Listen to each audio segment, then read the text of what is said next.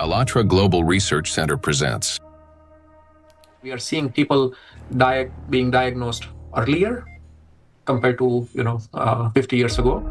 We are seeing people being diagnosed with more aggressive disease of various kinds.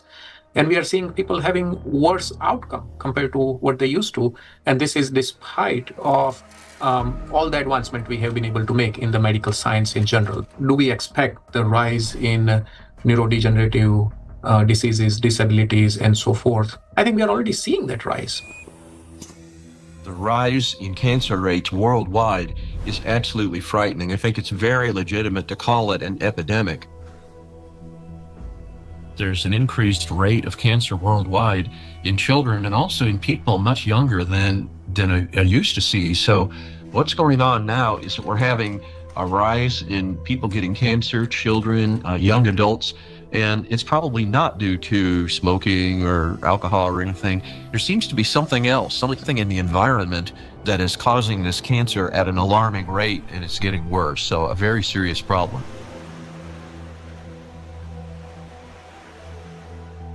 Diseases are emerging early in life.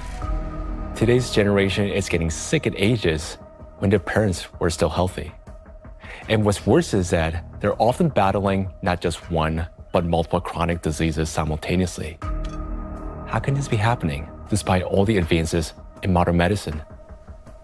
What if behind this rapid global decline in human health, there lies a hidden factor, one that we've overlooked all along?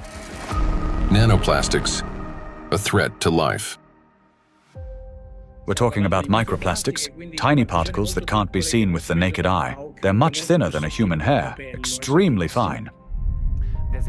From the molecular level to the scale of entire ecosystems, understanding microplastics is crucial for protecting the biosphere and public health.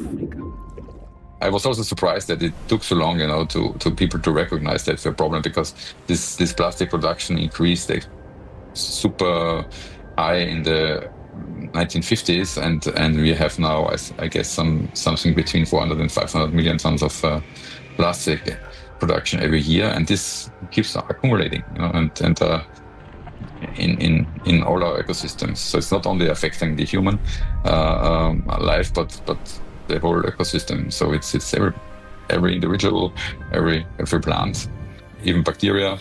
They take them up. So that's something which we have to take into account. The fact that it now pervades from our deepest ocean to our highest mountain, that it's present in more or less every living sample that scientists have looked at, and in some populations in considerable proportions, and that it's now pervading, our food, drink, and the air we breathe, to me, is quite concerning. The science has clearly, without a doubt, shown that these chemicals, these particles are very harmful for us in various ways, not just one organ system, but all organ systems are affected. Plastic symbolizes progress, a triumph of human ingenuity, a material that is light, strong, and built to last forever. Yet, as humanity, we miss something crucial.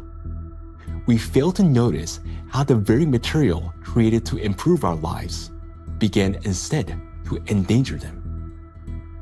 Unfortunately, people often underestimate the true threat posed by plastics. Many think of it merely as an environmental problem. Bottles scattered on beaches, debris floating across the sea. And yes, these do pollute our planet. But large plastic pieces alone cannot destroy the entire biosphere, including humanity, unlike the microscopic particles they eventually become. This plastic bottle, in this form, it poses no immediate danger. But everything changes once this solid object disintegrates into masses of microscopic fragments. If this half-liter bottle were broken down into plastic particles just 1 micrometer in size, it would create roughly 10 trillion of them. And if all those particles were to penetrate the cells of a human body at once, this single bottle, in the form of nanoparticles, would destroy a person within minutes. Micro and nanoplastics are a threat to life itself. And by life, we mean not only human existence, but the very survival of the entire biosphere. Scientists are sounding the alarm that even today, exposure to these particles is leading to deterioration of health, as well as physical and cognitive decline across humankind. A growing body of research links micro and nanoplastics to the development of diseases, genetic mutations, and the rise of antibiotic resistance. Some researchers even associate tiny plastics with climate anomalies, natural disasters, an increase in seismic activity as trillions of microscopic particles interact with the environment. Over time, they could create uninhabitable zones across our planet. And all of this begins with a simple chain reaction. When plastic, like this very plastic bottle, breaks down into micro and nanoplastics. This documentary is a result of a large-scale investigation. We've examined hundreds of scientific studies and thousands of facts to answer key questions, like why are plastics so particularly dangerous? How can plastic particles threaten the very foundation of life? And what chances remain for humanity to change its course? Today, only a few hundred, perhaps a few thousand people truly understand the magnitude of this threat. A number far too small for a world of 8 billion. But by watching this documentary, you will become one of the few who understand what's really happening. This is a story of why researchers studying nanoplastics call them the #1 killer, and how they're already reshaping our future. Plastic interferes with the universal language of life.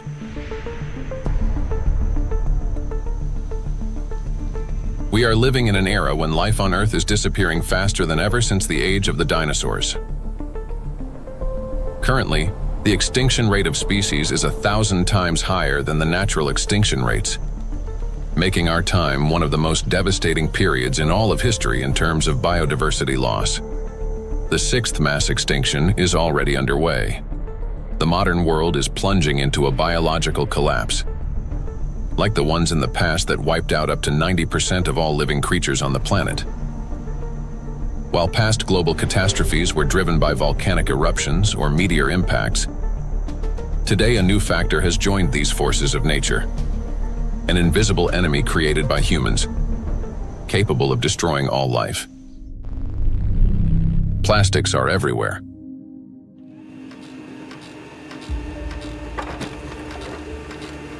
Since the mid-20th century, humanity has produced more than 9 billion tons of plastic, a material that was meant to make life easier, but has instead become a deadly trap for nature and for humanity. It is well established that most plastic is never recycled.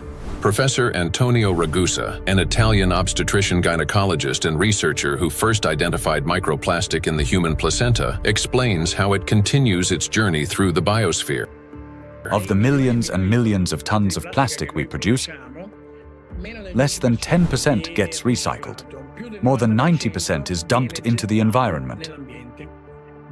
And when plastic gets dumped into the environment, it slowly breaks down into smaller and smaller particles, eventually becoming very small, microplastics, or even tiny nanoplastics.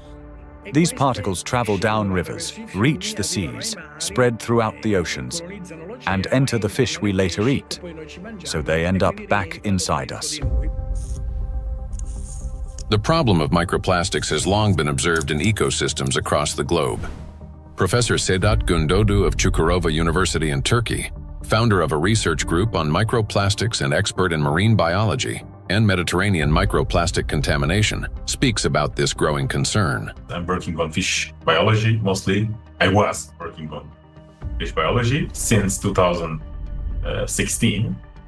During my PhD study, I recognized that all the sampling location that we work for biodiversity fully polluted with plastics, not only microplastics, because first we realized that the main problem is plastic itself. Today we are accustomed to hearing the word microplastic. But there was a time when this term simply didn't exist. Professor Richard Thompson is a marine biologist at the University of Plymouth, director of the Marine Institute, officer of the Order of the British Empire, and fellow of the Royal Society. In his work, he was the first to describe microscopic plastic particles in the marine environment, laying the foundation for an entirely new field of research. When I started to teach, I set the challenge to some of my students. They went out onto the shoreline, they collected samples of sand, and we started to look at them under the microscope. And from the very first samples, we could see pieces that did not look like sand grains, brightly coloured pieces, red and blue. And it was then almost a kind of forensic journey to confirm their identity. And we confirmed that they were indeed plastics. We showed that they were present around the UK in a range of different habitats, in sediments and in the water column. And interestingly, in that first paper in 2004, my first paper on the topic, we used the term microplastics. And the term hadn't been used in this context for truly microscopic pieces before. There had been, and we referenced them in our paper, some studies of small pieces of plastic before, but we went smaller than anybody else. We showed this bioavailability. We showed the temporal trend of increasing over time. The ocean is the main reservoir of plastic accumulation. It already contains more than 200 million tons of plastic waste, and this amount continues to grow every day. It is important to understand that plastic does not disappear. Under the influence of sunlight, waves, salinity, and mechanical friction, it breaks down into microplastics and nanoplastics. Microplastics are plastic particles smaller than 5 millimeters in size, while nanoplastics are smaller than 1 micrometer, about 1,000 times thinner than a human hair. There are about 350 trillion microplastic particles in the surface layer of the ocean alone. Yet the real number is far greater. Scientists estimate that roughly 90% of nanoplastic particles are too small to be detected by current analytical instruments. As water evaporates from the surface of oceans and other bodies of water, microplastic particles rise into the atmosphere together with the water vapor. Dr. Dusan Materic, an environmental analyst at the Helmholtz Center for Environmental Research, Germany, leads a research group dedicated to the study of nanoplastics. Dr. Materic investigates atmospheric nanoplastics at the Sonnenblick Observatory in Austria, the oldest high-altitude research station in Europe. And for those nanoplastics that fragments from big fibers, because of UV weathering, because of just mechanical forces, those shredding nanoplastics are much more potent to stay in the air for a long, long period, and that means picked up and brought even here at 3,106 meters above sea level. So what we discovered is that we have nanoplastics across all the stations, and we have nanoplastics even in the deepest ocean environment, and our deepest point is below 5,000 meters. Micro and nanoparticles in the atmosphere can travel thousands of kilometers, crossing from one continent to another. This is noted by Dr. Elke Ludewig from Austria, who heads the Sonnenblick Observatory and the European Center for Cloud Ambient Intercomparison, where the transport of these particles and the effects of this process are recorded. We know from different cases that we have really long transports of particles from, for example, Japan up to here, or Canada, for example. There are two examples I can tell you. The one is the accident in Fukushima. It took about 11 days until particles, aerosol particles with a higher radiation, received the Sonnenblick Observatory. Another example was in 2025, on the 9th of June, there was a kind of transport, an air mass from Canada received the station here. We could see it in the sky. Of course, we could see it in our data that we had higher aerosol concentration, but the really impressive moment was, and that's why it's also important to have stuff up here, we could really smell the burn in the air. And this lasts for the whole day. So there you can see how intense effects somewhere on the globe, especially on the North Hemisphere, can be, and it's still transported hundreds of kilometers around the North Hemisphere, and we can measure it here and show what it is. Atmospheric micro and nanoplastics then return to Earth with precipitation, falling with rain or snow and settling in forests, on farmland, and across grasslands, where they seep into the soil and penetrate plants. This is happening all over the planet, in both the northern and southern hemispheres. Liliana Cáceres Sanchez, MSc in Science, Technology and Health, a biologist specializing in ecotoxicology and environmental protection, and a researcher at the Center for Research in Exact Sciences and Engineering at the Bolivian Catholic University San Pablo, notes that microplastics are present in natural environments, in living organisms, and in food products. In recent years, we've conducted analyses of soil, air, and both surface and groundwater in Cochabamba. We have also examined lakes and lagoons, and in all of these samples, we have found microplastics.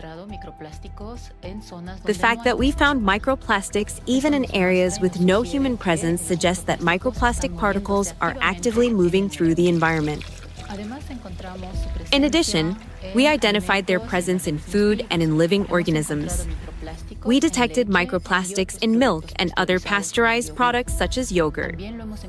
They were also found in wild animals, for example, in the Titicaca water frog and in fish from a lake near Cochabamba called Angostura.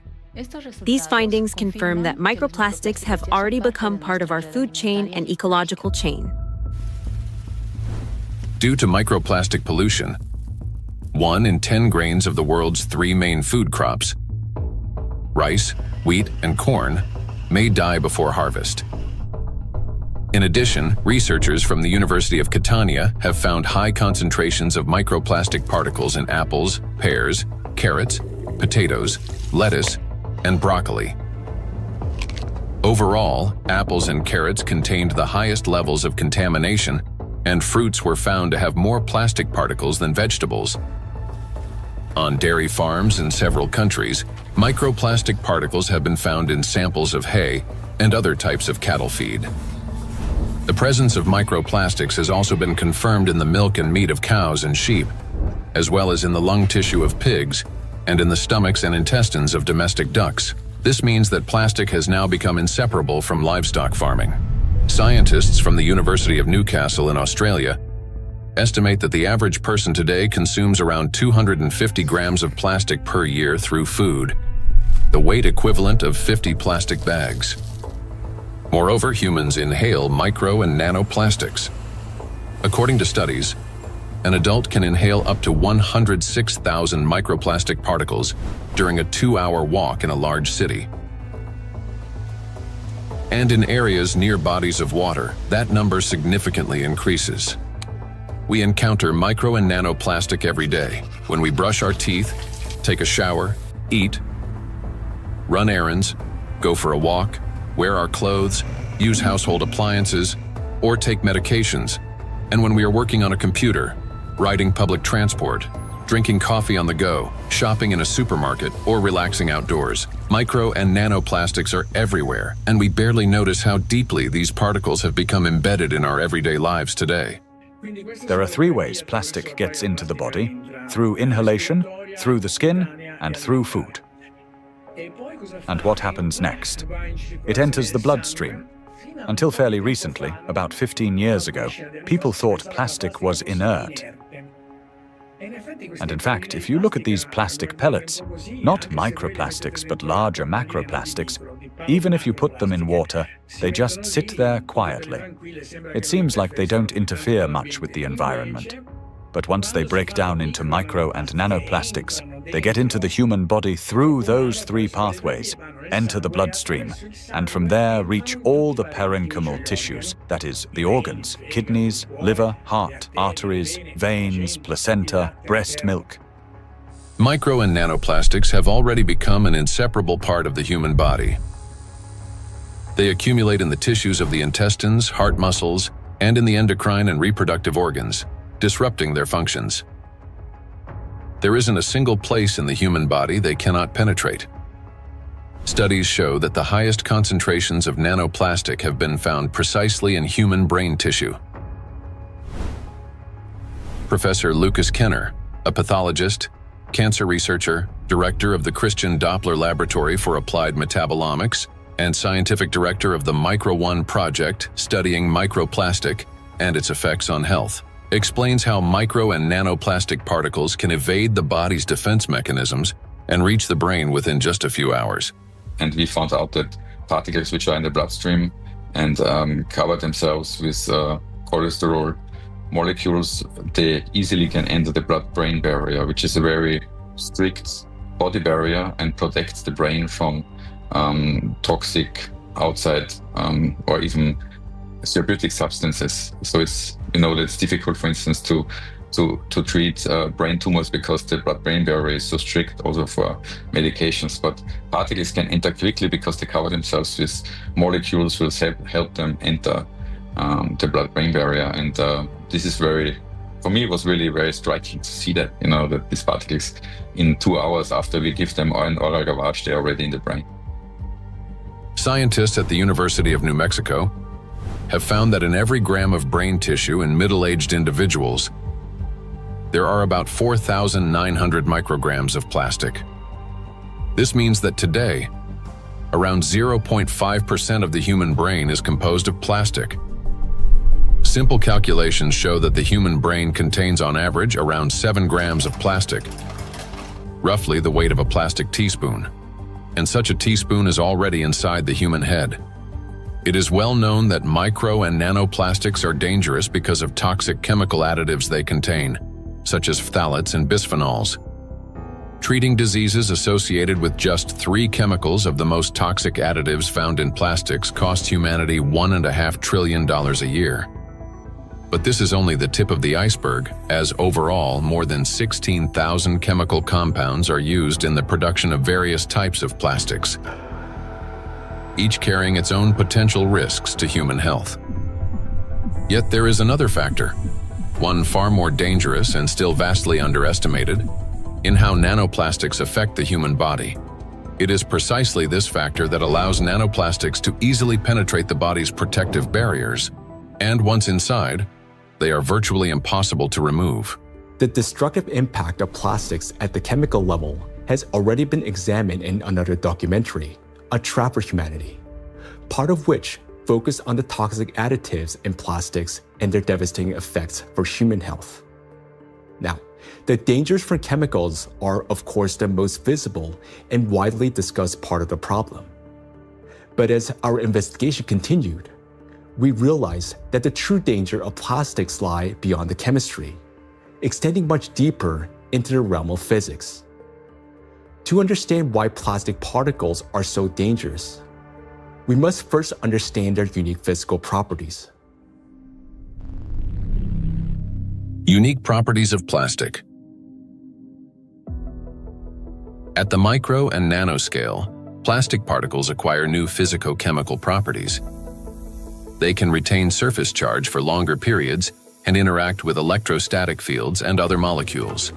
In this sense, micro and nanoplastics can be compared to an electret, a material that accumulates static electricity and holds it for an extended time. Moreover, plastic particles not only retain an electrostatic charge, but can also recharge it. This occurs through the triboelectric effect. That is, when plastic comes into contact with or rubs against other surfaces, including fabrics, cells, and liquids. In other words, plastic particles can recharge themselves, restoring their electrostatic charge again and again.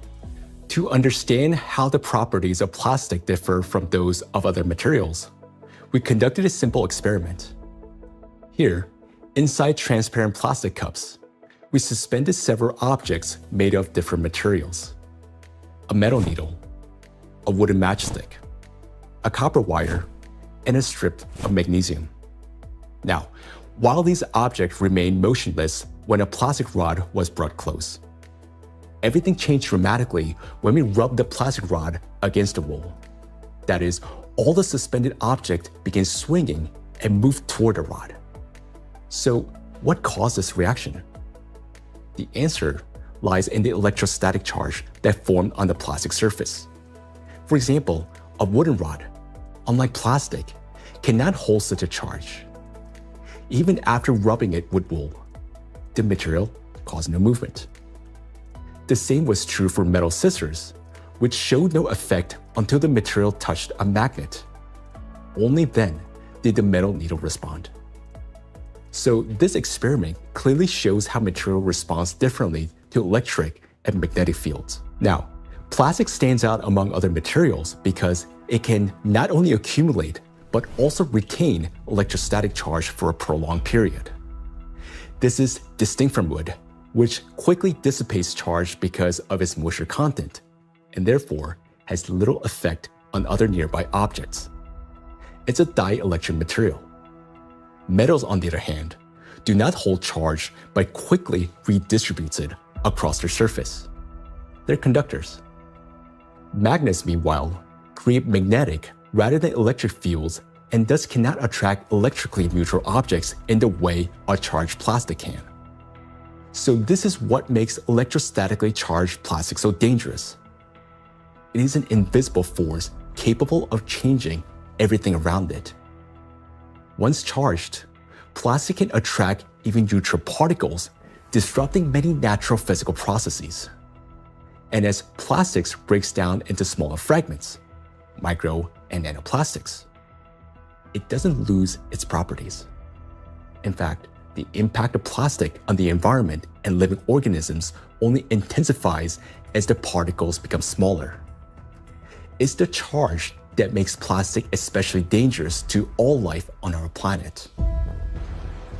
Therefore, plastic cannot be regarded as passive waste. It is an active, electrically charged material capable of interacting with nearly all substances on Earth, from atmospheric particles to living cells. The smaller the plastic particle, the more active it becomes, and the more dangerous its impact. If you view a microplastic particle and it's 5 millimeters in diameter, and you break it down to a nanoplastic particle, which is 1 micrometer in size, you generate from one particle 125 billion particles, which is the number of galaxies we have in the universe. And the surface of these particles is 5,000 times larger than the 5 millimeter particle. So this just exemplifies how big an issue the breakdown of those plastic particles in even and all the time smaller particles. And these particles have maybe total different properties than the large 5 millimeter particles. So you not only change the size, but also the surface and the properties of the particles. Nanoplastic has an enormous surface area compared to its mass. It's like a tiny grain with the surface area of a football field. This is called a high specific surface area.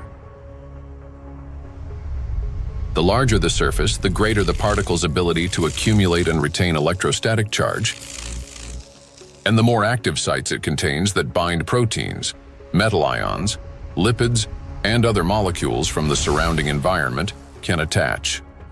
To understand how dangerous these tiny charged particles are, let's run a simple mental experiment.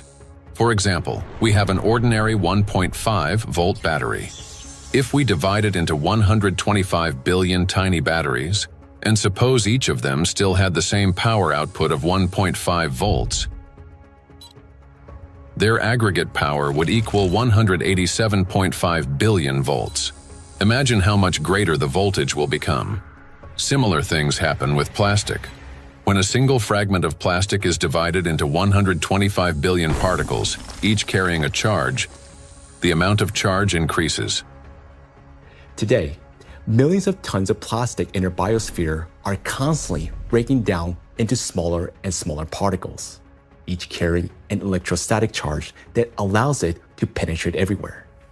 Consequently, as the number of electrostatically charged plastic particles grows, an excess electrical potential builds up throughout our planet. This is a major factor disrupting the Earth's energy balance, contributing to warming of the oceans, increase in atmospheric anomalies, as well as in number and severity of natural disasters each year. Note that the warmer the ocean, the more acidic it gets, and the faster plastic breaks down into charged micro-nanoplastics. This in turn leads to greater buildup of energy on our planet, amplifying all these processes in a self-reinforcing chain reaction. In addition, the smaller the particle, the more easily it penetrates the protective barrier of living organisms, including humans, triggering various chronic diseases and killing millions of people. We'll explore all of this in detail. In other words, plastic fragmentation does not make it safer. On the contrary, it transforms it into nanoparticles that readily penetrate living organisms. We know so far that compared to microplastics, nanoplastics can pass through the cell membranes much easily. That means that they can go to our bloodstream, not just us animals as well, and they can be carried to certain organs, deposited there, hard to be excreted back and things like that. This is why nanoplastic is far more dangerous than microplastic, as its capacity to accumulate electrostatic charge is significantly greater. Due to their electrolyte behavior and small size, plastics do not remain inert particles. They become charged and transform into trillions of micro and nano killers. It is through this charge that tiny plastics can penetrate deep into the living tissues and even destroy them. Today, these particles are everywhere, and they're already interfering with the delicate electrical processes in nature. Now, we often think of electricity as something artificial, confined to light bulbs, batteries, and wires. But in reality, electrical impulses are the very language of life. That is, they enable the entire biosphere to function. And it is precisely these natural processes that electrostatically charged micro and nanoplastics are now disrupting. Universal language of nature.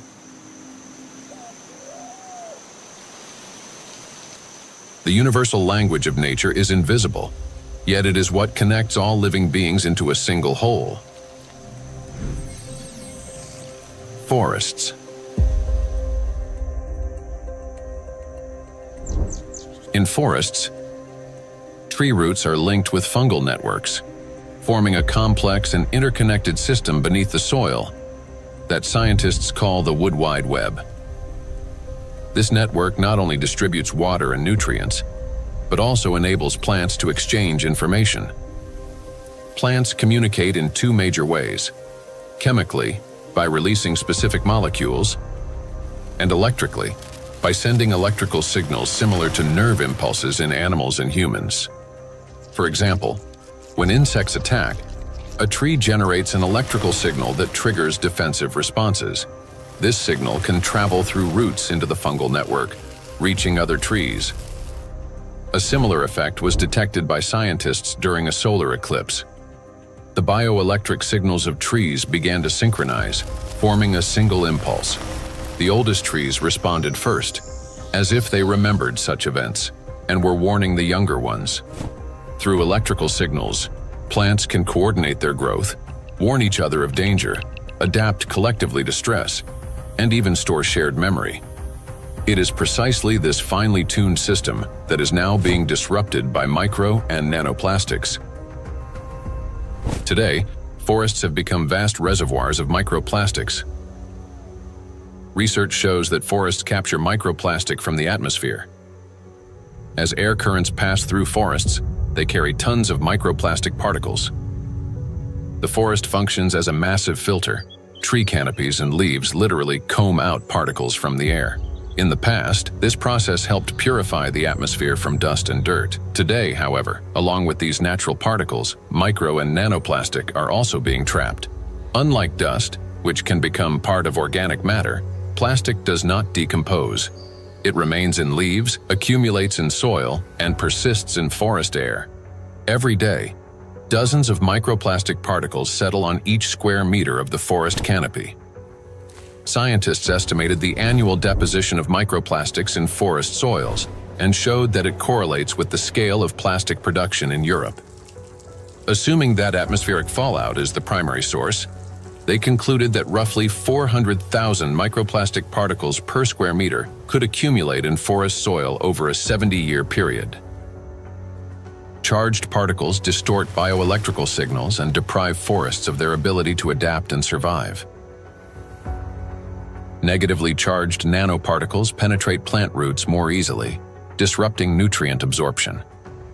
As a result, growth slows down and root formation is impaired.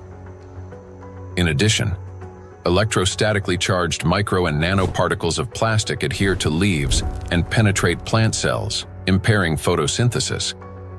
They damage chloroplasts, the energy centers of plant cells, the analog of mitochondria in animal and human cells.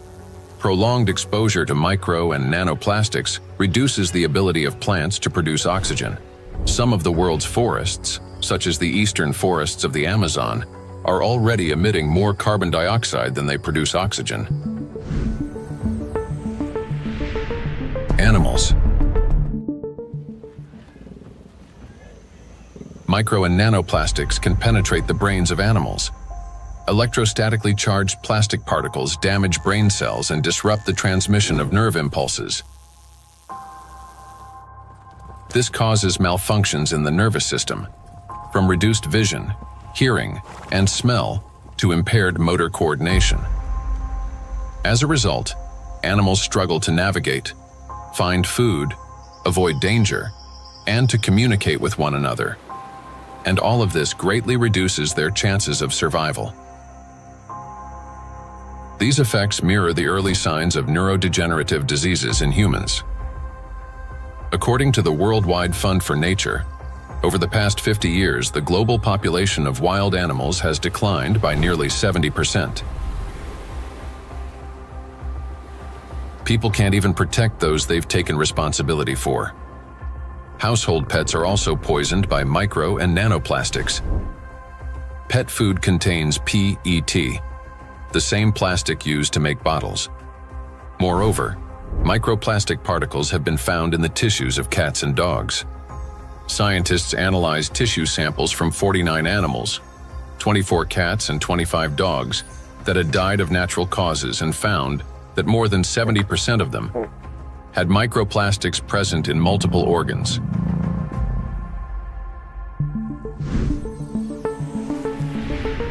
Insects. The rate of insect extinction is 8 times higher than that of mammals, birds, or reptiles. The crisis is especially severe for pollinators, bees, whose role in ecosystems and agriculture is critical. Wild and domesticated bees pollinate 75% of agricultural crops and 90% of wild flowering plants. More than 30% of the world's food production depends on bees. Today, populations of honeybees and wild bees are declining rapidly. If this trend continues, half of all bee populations may disappear within the next decade. The disappearance of bees means the loss of the link that connects plants and food, nature, and humanity. Studies by Indian researchers have identified a correlation between microplastic pollution and declining populations of insects. Bees interact with their environment through electrical impulses. They navigate not only by scent, color, and flower shape, but also, remarkably, by sensing a flower's electric field. When a bee approaches a flower, they communicate through the electrical field. As bees fly, friction with the air gives their bodies a positive charge, while flowers, being grounded, carry a negative charge. This difference creates an electric field that allows pollen to transfer to the bee even before it lands. Experiments have shown that bees can distinguish flowers by their electric fields, associate specific electrical signals with the presence of nectar, and even determine a flower's freshness by the strength of its residual charge.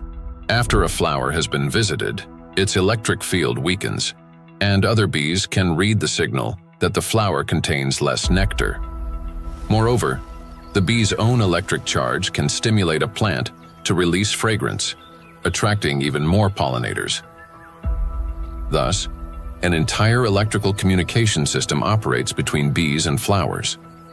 The electrostatic charge carried by micro and nanoplastics distorts these electrical impulses, affecting the bee's brain and nervous system. As a result, bees can no longer recognize flowers, locate nectar, find its way home, or identify members of their colony. Even the smallest doses of microplastics can be lethal to bees. Bees are covered in sensitive hairs and constantly interact with their environment, allowing plastic particles to settle on their bodies and easily penetrate them. One of the leading experts studying the impact of microplastics on insects is Professor David Baraki, PhD in ecology and animal ethology, biologist, and head of the Cognitive and Behavioral Ecology Lab, B-Lab, at the University of Florence. We already know from our studies and studies from other colleagues that, for instance, the microplastic can affect the gut microbiome. So if they feed with microplastics, this can generate dysbiosis, or the microbiota can be affected. In the same way, we found that it can affect the immune response. So both honeybees and bumblebees have kind of immune depression, so they are not any longer able to fight infections. And they can also show altered behavior. So, for instance, again, learning and memory is affected. Polyethylene doesn't seem to harm too much honeybees, and polyestyrene had a strong impact not only on survival but also on learning and memory. So in our experiment, we really found that this polymer, concentration that we probably can find in environment can actually impair memory formation and memory retrieval. And this is, of course, alarming because for honeybees, it's, as I said, it's very, very important to have a good learning and memory capabilities. When microplastics enter a bee's body through food or air, they damage the intestine, disrupt metabolism and reproductive function, weaken the immune system, and alter their behavior, even to the point of losing the ability to navigate.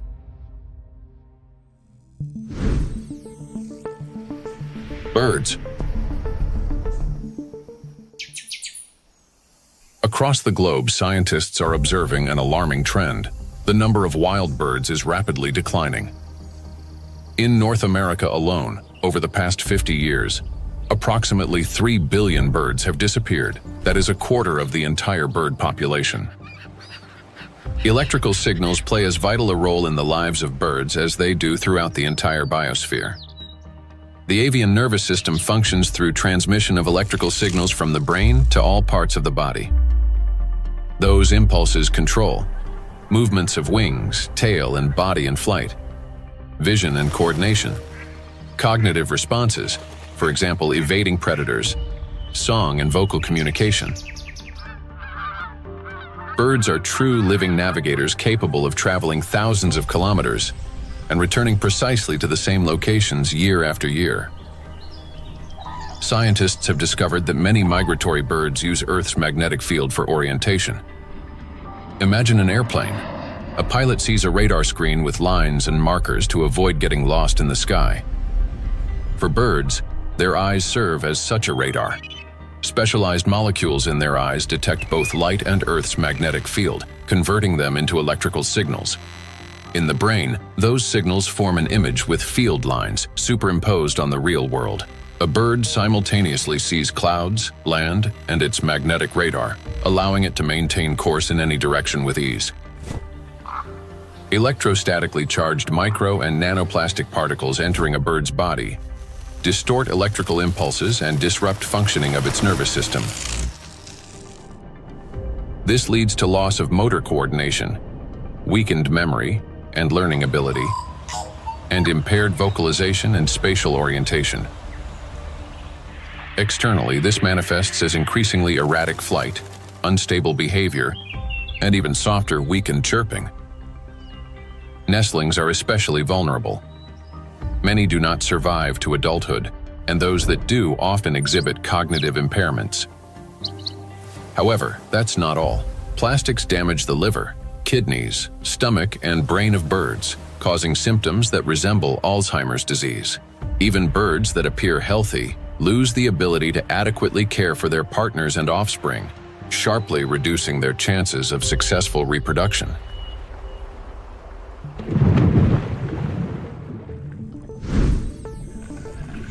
Marine life.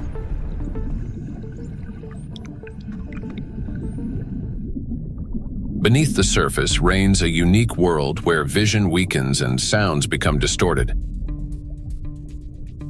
In such conditions, marine life perceives reality differently. Through electroreception, the ability to sense faint electric fields and navigate by them. Predators such as sharks can detect tiny electrical impulses produced by muscle contractions and the heartbeat of their prey. Even if a fish remains motionless and hidden in sand, its bioelectric signals reveal its location. All living organisms in water generate continuous bioelectric fields due to ion flow across their skin. Those fields are subtly altered when the animal moves or when another living being appears nearby. Electrical impulses are an inseparable part of life itself, even underwater. Electrostatically charged micro and nanoplastics can distort or block those signals, which makes marine creatures especially vulnerable.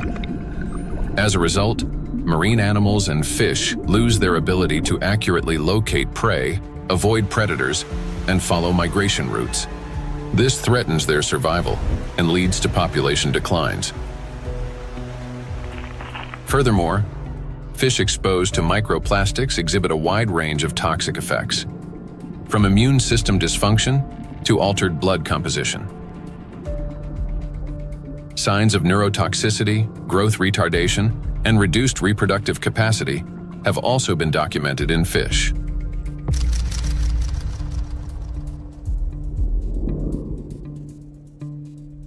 All processes in the biosphere rely on extremely subtle electrical impulses.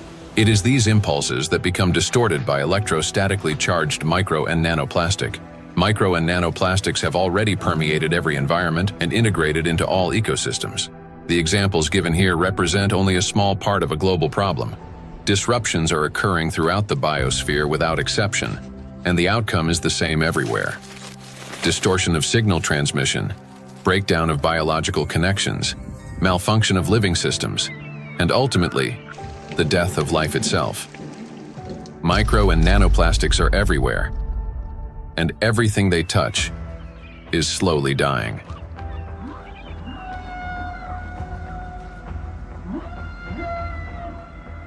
Charged micro and nanoplastics disturb the natural biological impulses that form the very foundation of life. Gradually, they erode the mechanisms that allow the biospheres to exist and interact. This decay begins from within, slowly, almost imperceptibly, yet inevitably. Even what appears healthy and alive today is already contaminated by micro nanoplastics. Today, so many of these particles have already accumulated on our planet that they will be enough to destroy the entire biosphere several times over. And their numbers continue to grow each day. Nature is not merely a habitat. It's our breath, our nourishment, and our protection. Humanity can survive without technology, but not without air, water, and living organisms. When life on Earth dies, humanity dies with it. The truth is that we do not exist separately from nature, no matter how much we try to convince ourselves otherwise. We're part of it. So you have probably guessed who we're going to talk about next. Yes, about us. Impulse of life. For humans, just like for all living beings in the biosphere, electrical signals are the pulse of life. The human body is, quite literally, an electrical system. The brain thinks with the help of electrical impulses. The heart beats because cells transmit electrical signals to one another, and muscles contract when they receive signals from the nervous system. Neurons play a key role in coordinating all body functions by generating and transmitting electrical impulses. How an electrical impulse is generated in neurons. Every neuron has a membrane with the so-called gates, ion channels. When a signal needs to be transmitted, some of these gates open, and ions begin moving quickly into or out of the cell. This flow of ions changes the membrane's electrical charge, creating an electrical impulse. The impulse travels along the neuron and transmits information further to other cells. How you communicate, whether you interrupt, speak quickly and emotionally, or on the contrary, whether you're apathetic, how you scroll through a news feed on your phone, whether you rush or move slowly, depends largely on the balance of ions. When this balance is disrupted, a person can become overly irritable, or, on the contrary, sluggish. Every movement and reaction of our body is based on electrical impulses in neurons and other cells. For example, if you accidentally touch a hot object, nerve fibers instantly transmit a signal to the brain, which commands the muscles. Pull your hand away. Without electrical impulses, the body wouldn't be able to maintain a stable internal state, homeostasis. Even the immune system cannot function without electrical impulses. The speed and strength of every immune cell's response depend directly on the quality of impulse transmission. Emotions and thoughts are also the language of electrical impulses. When you feel joy, sadness, excitement, love, or recall a memory, tiny electrical sparks run between neurons. They're like messages between friends. One neuron writes, another reads, and passes it on. Through these chains, thoughts, emotions, and decisions are born. When you learn something new, that too is the work of electrical impulses. They create new neural connections, as if paving little pathways in the brain that make it easier for impulses to travel later on. Even at the very beginning of life, when a sperm cell fertilizes an egg, an extraordinary phenomenon occurs. This contact triggers a cascade of biochemical reactions, including the release of billions of zinc ions. This impulse acts like a start button that activates the egg and initiates the very process from which the future embryo begins to develop. We rarely think of ourselves as electrical systems, yet that's exactly how our bodies function. Nature created a perfect design in which countless vital processes and interactions occur through electrical impulses. But there was one thing that nature could not have foreseen: that humans would create an enemy capable of infiltrating and disrupting this perfect mechanism. In studying micro and nanoplastics, we discovered that their most dangerous weapon is invisible. It is the electrostatic charge that these particles accumulate and retain. This charge begins to destroy us from within, starting from the very foundation of life, the cell. Inside the cell, charged nanoplastics cause the greatest harm. They disrupt communications between the cells, trigger self-destruction programs, and deprive cells of their ability to generate energy for sustaining life. The question is, how do plastics do this?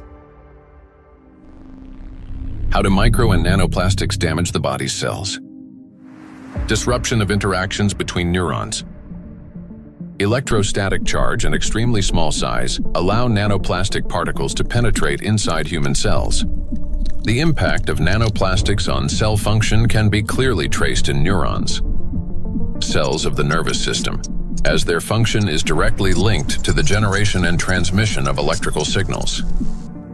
Valérie Etkin, Doctor of Physical and Mathematical Sciences and member of the European Academy of Natural Sciences, emphasizes that the impact of nanoplastics on nerve cells manifests at the most fundamental levels.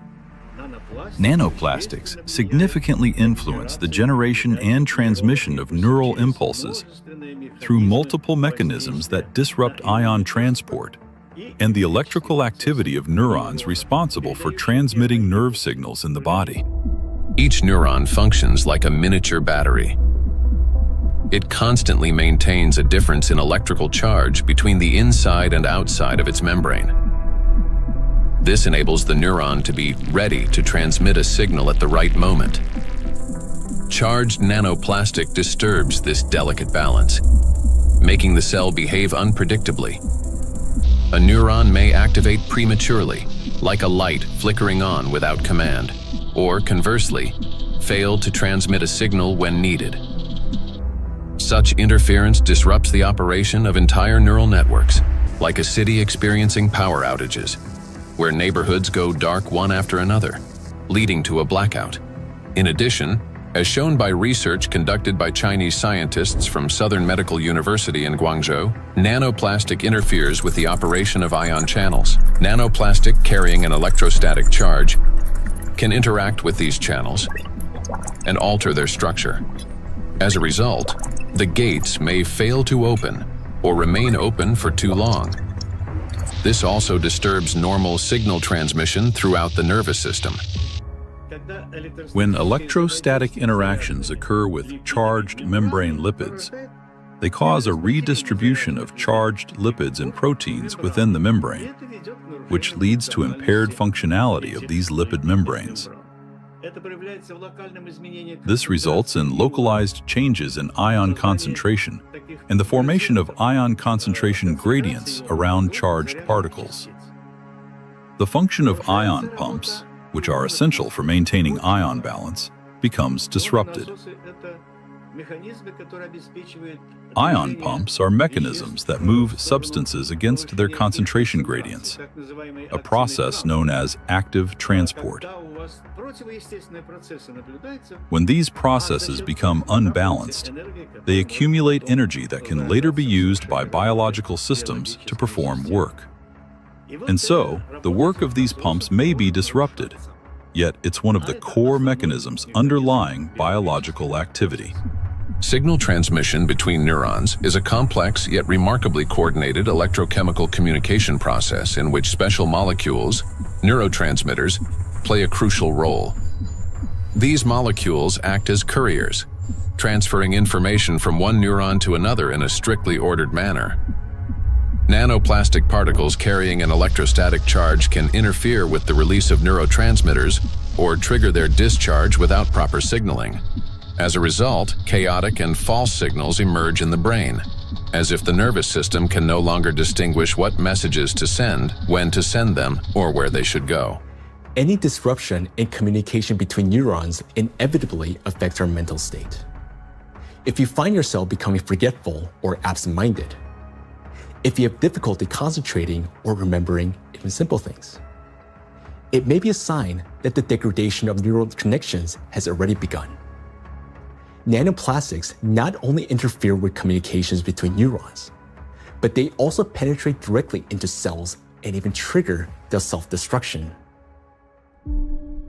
Cells start the process of self-destruction. Each cell continuously produces specific molecules known as reactive oxygen species.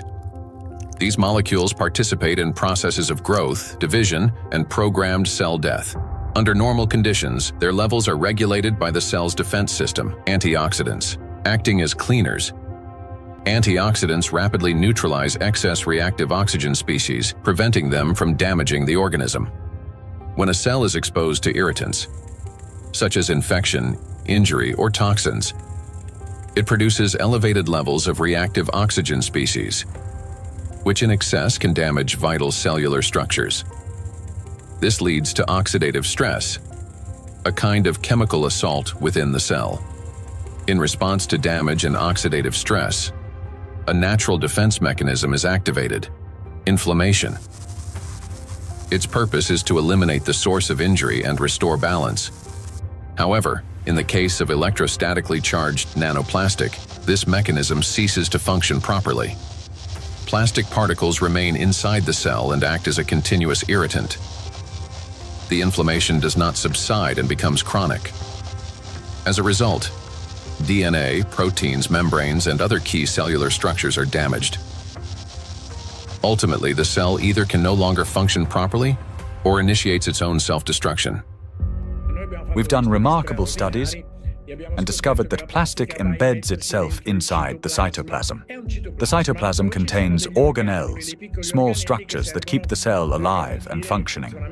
Plastic gets into the cytoplasm and stays there. It becomes surrounded by a membrane.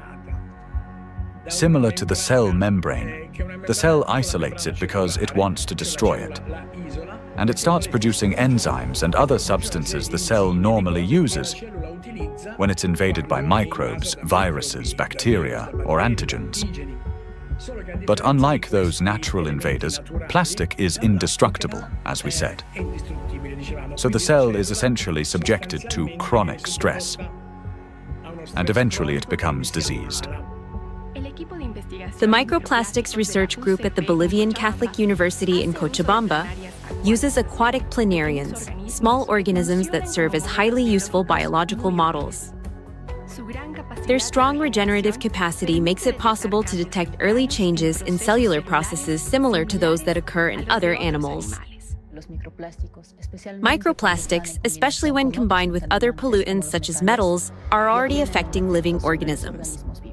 Microplastics can trigger oxidative stress, an imbalance between the production of reactive oxygen species and the body's antioxidant capacity. This oxidative stress directly affects cellular metabolism, disrupting the functions of proteins, lipids, and nucleic acids, which can lead to changes in growth, regeneration, and the overall physiology of organisms. Thus, exposure to electrostatically charged nanoplastic leads to oxidative stress, inflammation, and consequently, the death of not only neurons, but also other types of cells. Oxidative stress is like a fire burning inside a cell, while antioxidants are like firefighters that work to extinguish it. Note that nanoplastics act as a fuel for the fire, feeding it endlessly until the cell is consumed from within. Yet, that's not all nanoplastics do inside our cells. They also destroy the cell's power plants, the mitochondria. Every cell lives and functions thanks to the energy produced by mitochondria. That very energy powers all processes in the body, from cell division to hormone synthesis. Even the electrical impulses that we've been talking about depend on the energy from mitochondria. And it is precisely this vital source of life that charged nanoplastics attack. Cells stop producing energy for life. Recent studies have shown that mitochondria are particularly vulnerable to the effects of nanoplastic. And that's where a cascade of processes leading to aging and disease begins. Scientists from China have discovered that the electrostatic charge and tiny size of nanoplastic particles allow them to penetrate deep into the cell and accumulate even within mitochondria, disrupting their function. Such a condition is known as mitochondrial dysfunction, a state in which mitochondria can no longer perform their essential roles. For comparison, a mitochondrion is approximately the size of a bacterium, while a nanoplastic particle is dozens of times smaller. Dr. Jeffrey Long, a radiation oncologist with many years of clinical experience and an expert on environmental exposures and their impact on human health, explains the destructive intracellular processes triggered by nanoplastic. They can get into the cell and they can damage the critical parts of the cell, particularly mitochondria. Mitochondria in each cell in the human body is sort of the energy machine. It produces the stuff, raw stuff that provides energy to the entire rest of the cell. And it is frightening to understand, and increasingly so with increasing scientific studies, that nanoparticles nanoplastics, as they get in, are actually damaging the mitochondria, that energy-producing part of the cell. They're also damaging the part of the cell involved in division and reproduction called DNA. And certainly they can affect other molecules and proteins within the cell. Mitochondria are the cell's energy and signaling center. They regulate metabolism, control cell growth and division, protect against oxidative stress, modulate inflammation and immune responses, and trigger programmed cell death. One of their key functions is cellular respiration, the process by which energy is produced. Energy in the human body is generated as follows. First, proteins, fats, and carbohydrates from food are broken down into simple molecules. These molecules then enter the mitochondria, where electrons are extracted from them. The electrons move along a specialized chain of proteins, much like an electric current passing through wires. This electron flow drives the mitochondrial energy machinery, resulting in the production of ATP, the universal fuel that powers all organs and tissues. A single mitochondrion can produce up to 10 million molecules of ATP per day. However, electrostatically charged nanoplastic interferes with this delicate process. Its particles disrupt movement of electrons and reduce the efficiency of ATP synthesis. It is similar to a power plant where the wiring begins to short circuit.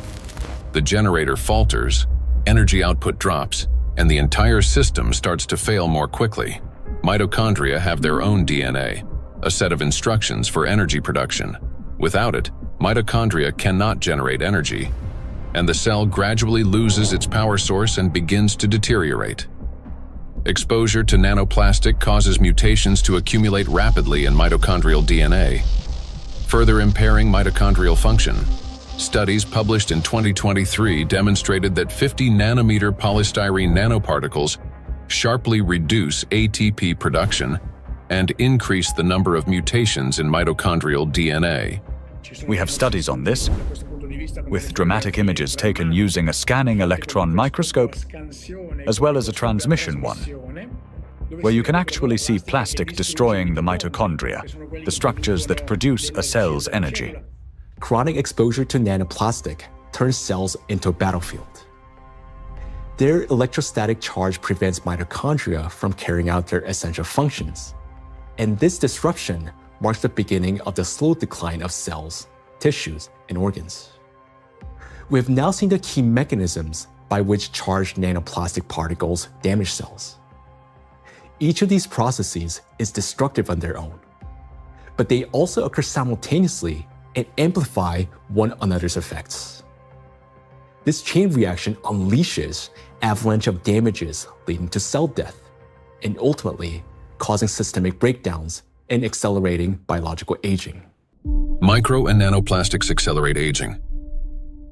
We tend to think that aging begins with wrinkles, gray hair, or fatigue. But in reality, it starts deep within the cells, with mitochondrial dysfunction and failures in key biological processes.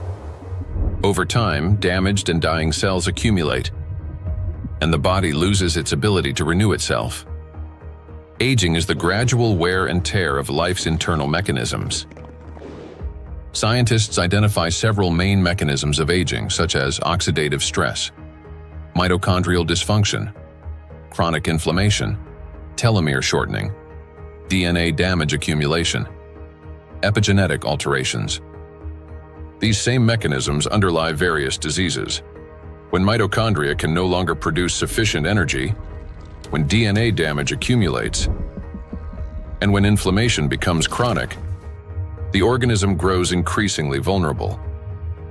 This is when conditions such as diabetes, cancer, heart attack, dementia, and Alzheimer's disease begin to develop, and they all share one root cause: the aging of cells and tissues. Here's the crucial point.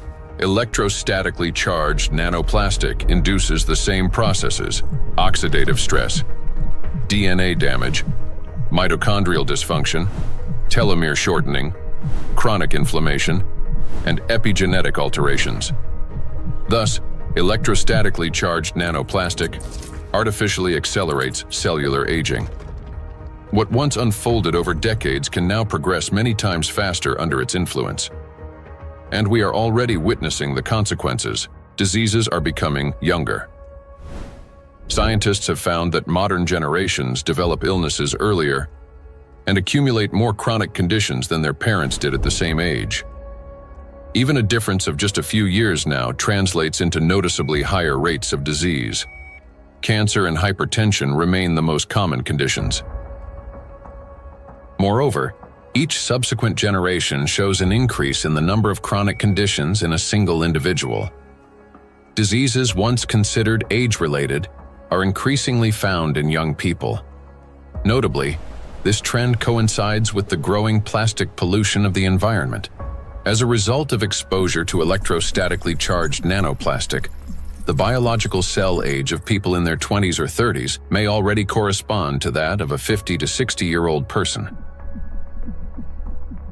So very frightening how widespread nanoplastics are everywhere, probably each and every one of our cells. Even to you talking and among the audience listening, probably all of our cells have at least some nanoplastics. So let's summarize. Aging is a gradual breakdown of the cells in our bodies. Nanoplastics accelerate this deterioration, and thus the aging itself through all those destructive processes within the cells that we have just talked about. And here lies the crucial point. The same mechanisms that drive aging also underlie many chronic diseases. In other words, micro and nanoplastics not only speed up aging, but also contribute to the development of diseases. Today, micro nanoplastics are detected in every organ of the human body, and everywhere, in each organ, in each cell.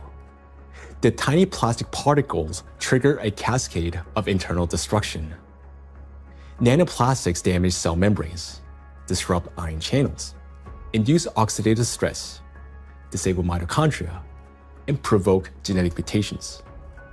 These damages affect all cell types in the same way, whether in the heart, bones, lungs, or elsewhere. Now, we know the answer to the main question that began our investigation. Why and by what mechanism are nanoplastics capable of destroying living systems at the microscopic level? But what does that mean to us, for each of us? What specific diseases arise from such cellular destruction within the human body? The answers lie ahead in the next part of our investigation. Micro and nanoplastics are damaging health. Micro and nanoplastics impact the nervous system. Neurological disorders are the leading cause of physical and cognitive disability worldwide, affecting almost 3.5 billion people. Over the past 30 years, the number of such cases has risen drastically, and scientists project that within the next 2 decades, this figure could double. Since this trend mirrors a surge of plastic pollutions in our environment, it becomes clear why these diseases are becoming more prevalent and why they're increasingly affecting younger population. Now, recall the image of a plastic spoon in the brain.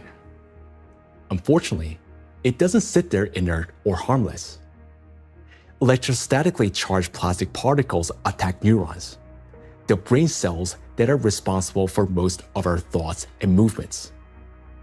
Every day and every minute, nanoplastics are silently destroying cells in our brains, and the exposure to these tiny plastics, they never stop. In fact, it continues to accelerate. Consequently, the damage of our neurons lead to severe and often irreversible diseases like Alzheimer's and Parkinson's, multiple sclerosis, epilepsy, stroke, and many others. But neurons are not limited to the brain. They form an extensive network that coordinates and synchronizes the activity of the entire body. And when they're damaged, the autonomic nervous system begins to malfunction, disrupting the function of internal organs. For example, the intestines contain about 500 million neurons, often referred to as a second brain. This vast network plays a vital role in digestion, immunity, and even emotional regulation. But with every sip of water and every meal, an invisible stream of micro nanoplastics enters our bodies. And unfortunately, most of these particles settle and accumulate in the intestines. Micro and nanoplastics destroy intestinal barriers. The intestine is not just a digestive organ. About 70% of the cells in our immune system are concentrated there, which means its condition directly affects the protection of the entire body. So another study that we provided showed us we are actually eating plastics, microplastics, because we analyzed 26 human cadaver. We just investigate their intestinal system, their gut content, and we found like between 9 and 10 microplastic per person in their stomach. So this is like a acute exposure. At that time, they exposed that amount of microplastics because, when you eat something, it will pass through your intestinal system. Some of them will remain inside the system. This is what we found. There remain microplastic particles inside the human stomach because grams doesn't give enough information about exposure because the particles behave according to their shape rather than their mass, because the definitive transportation feature of plastics or particles is size, because all the human barriers, the gut barrier, intestinal blood barrier, they are selective for size and the type. If they smaller than certain size, like 100 micron, they can pass through through intestinal system to the blood system. The intestinal barrier works like a filter. It allows useful substances, vitamins, nutrients, to pass through and blocks harmful ones, toxins, microbes, and foreign particles. But this entire well-coordinated system is destroyed by electrostatically charged micro and nanoplastics. It damages the cells lining the intestinal walls and weakens the tight junctions between them, making the intestinal barrier more permeable. Microbes, toxins, and plastic particles begin to penetrate the bloodstream from the intestine. In response, the immune system triggers inflammation. The intestine is also the body's second brain. Its walls contain about 500 million neurons that are directly connected to the central nervous system. This connection is called the gut-brain axis. The gut and the brain are connected through the vagus nerve. It is like a direct phone line through which they constantly exchange messages. The brain gives commands to the intestines on what to do, and the intestine informs the brain about their condition. A key role in this communication is played by the microbiota, 100 trillion beneficial bacteria. They produce substances capable of both calming and irritating the nerve endings in the intestinal wall, including those of the vagus nerve. Charged micro and nanoplastics disrupt the balance of gut microbiota. Beneficial microorganisms die, while pathogenic ones begin to multiply actively. When this happens, the communication between the gut and the brain becomes distorted. When nanoplastics enter the intestine, it triggers a vicious cycle of destruction. The damage that begins in the intestine leads to systemic malfunctions throughout the body. The digestive, immune, nervous, and endocrine systems all suffer.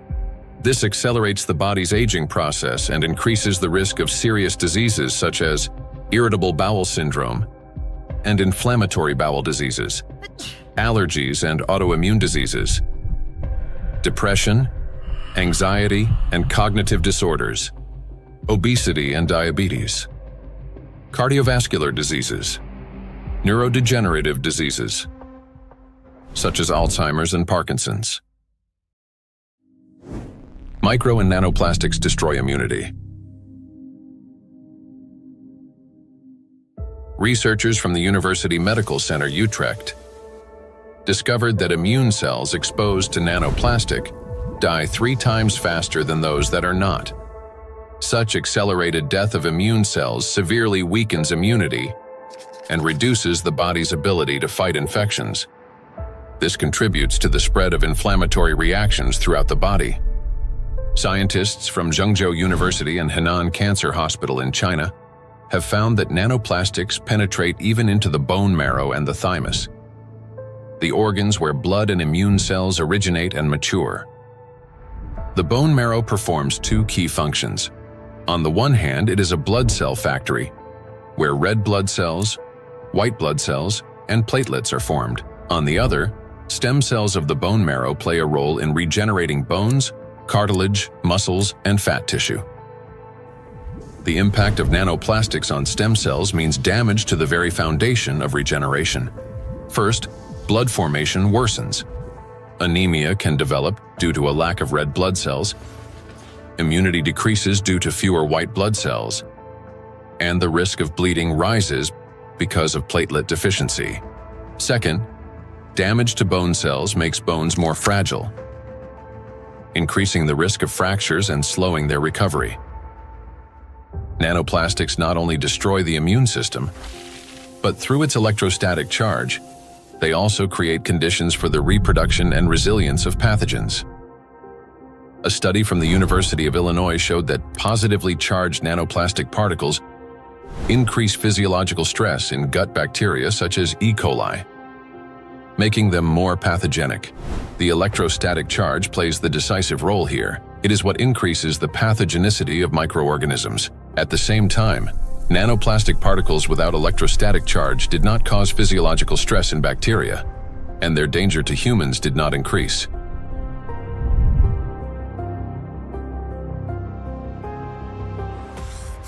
The experiment showed that microplastics, especially polystyrene, can absorb up to 98.6% of viruses, prolonging their survival outside the body for up to 7 days. Viruses that normally die under sunlight or oxygen within hours can persist on plastic for 2 to 7 days, remaining on surfaces such as handrails, bottles, and door handles. A single sneeze from an infected person can release up to 200 million viral particles into the air, which can land on any plastic surface indoors or bind with nanoplastic particles in the air and water. Microplastics become an air and water taxi, spreading infection. Once in the bloodstream, charged micro and nanoplastic particles quickly become coated with plasma proteins, forming a biocorona, which masks them as the body's own cells and makes them invisible to the immune system. Antibiotic resistance.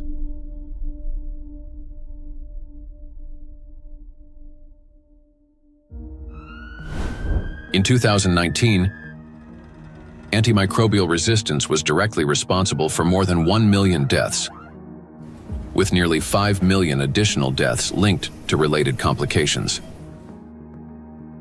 Studies in 2025 show that plastic helps bacteria develop resistance to antibiotics, driving a crisis that medicine is increasingly unable to control. Why? Because plastic is the perfect platform for bacterial growth.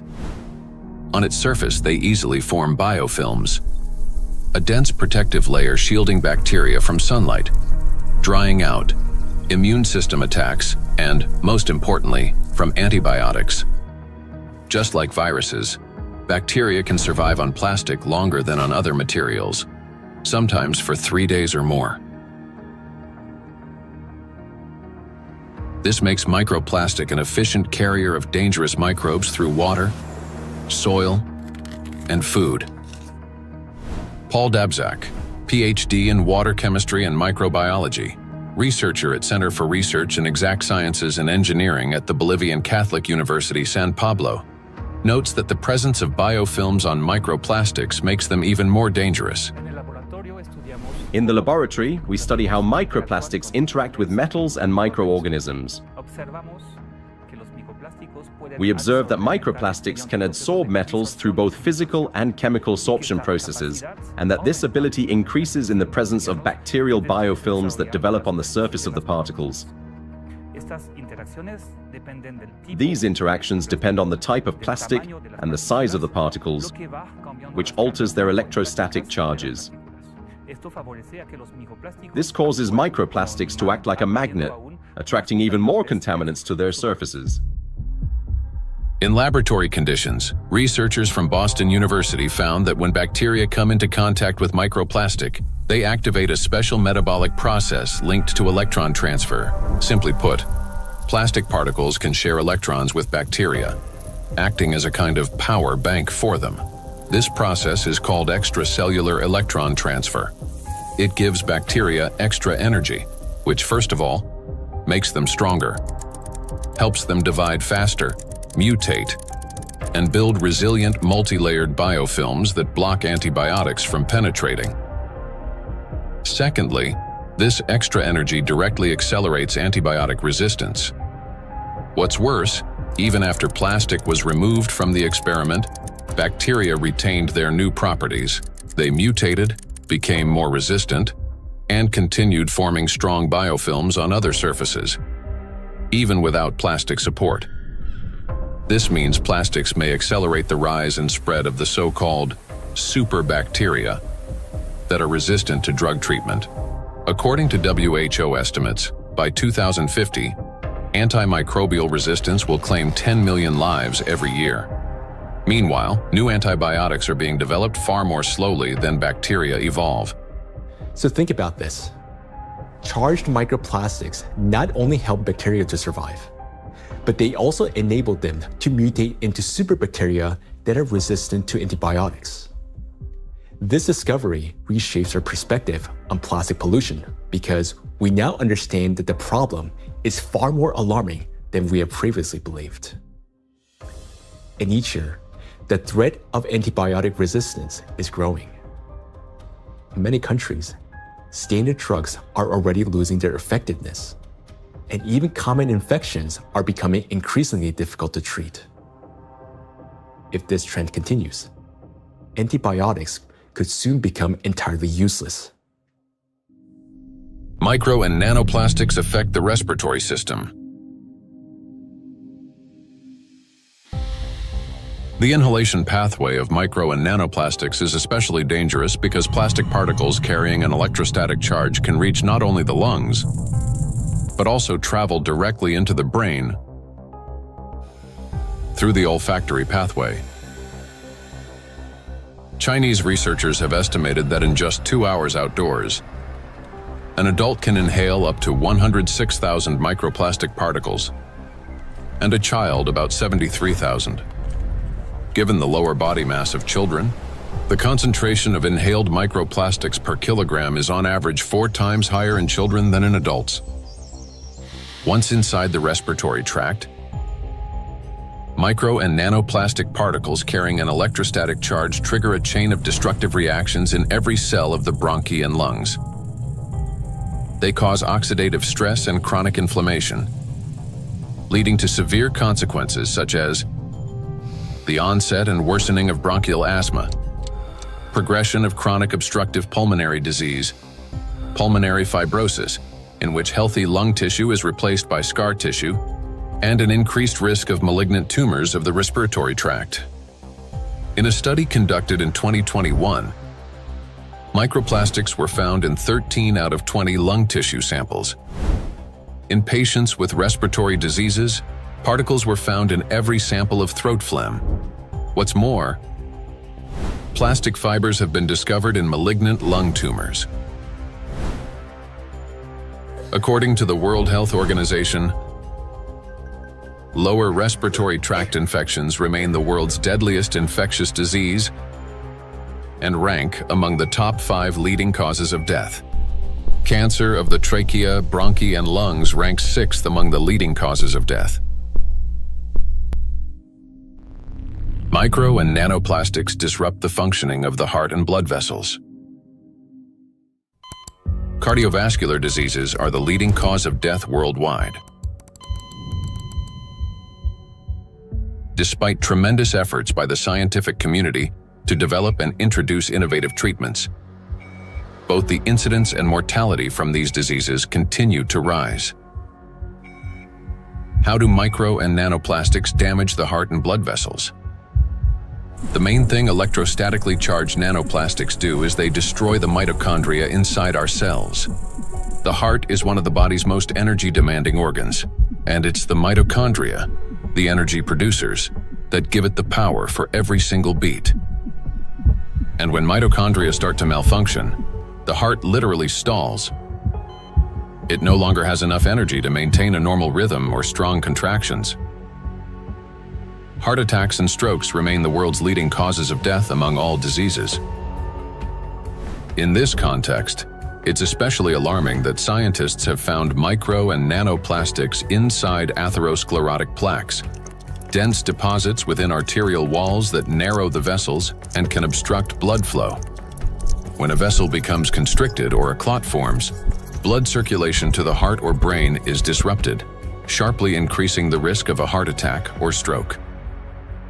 Research shows that when microplastics are present in carotid artery plaques, the risk of these life-threatening events and fatal outcomes rises by 4.5 times.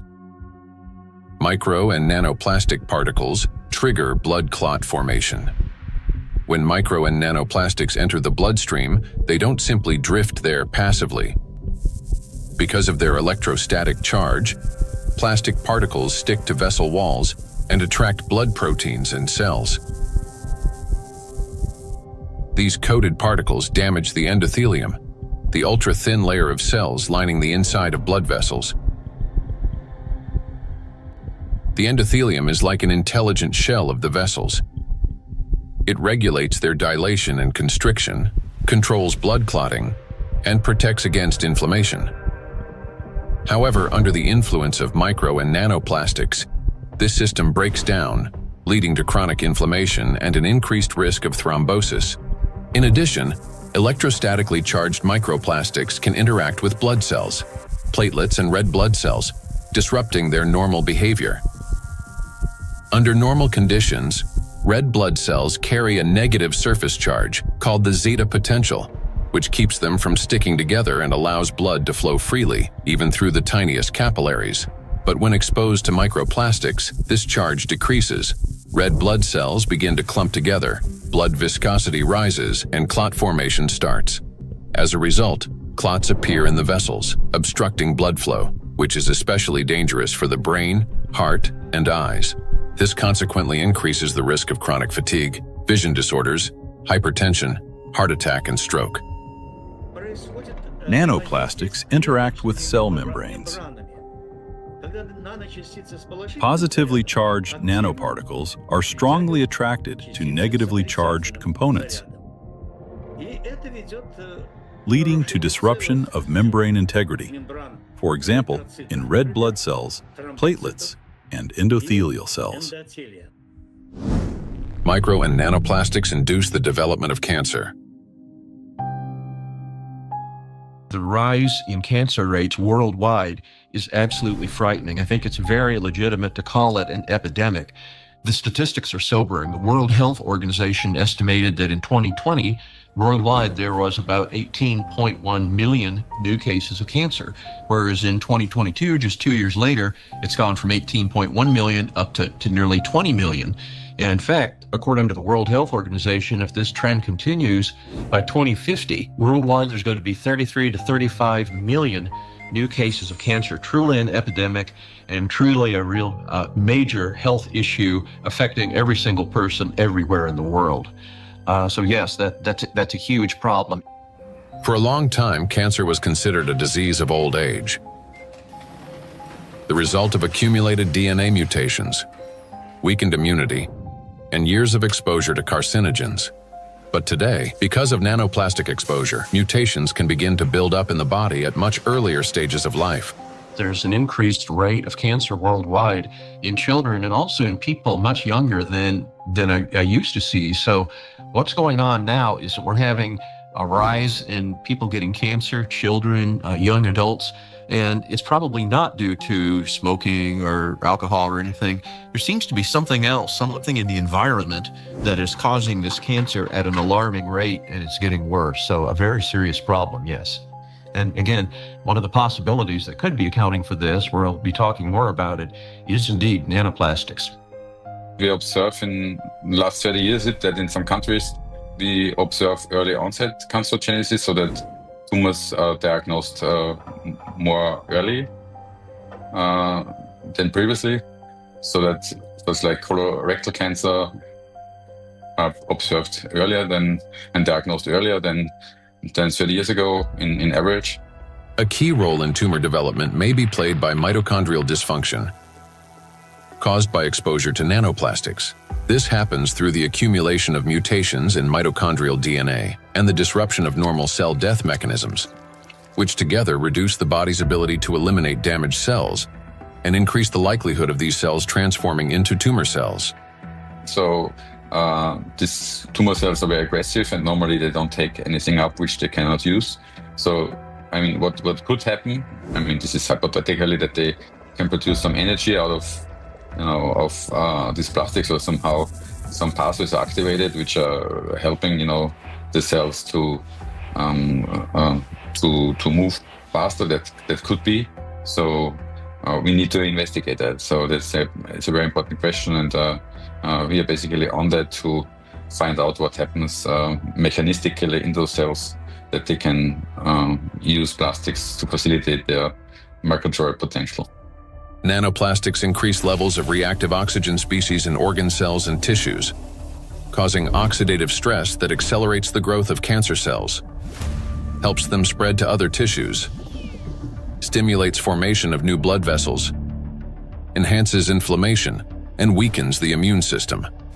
Moreover, the high level of oxidative stress caused by electrostatically charged nanoplastics promotes the survival of tumor cells and reduces their sensitivity to therapy, making malignant cells more aggressive.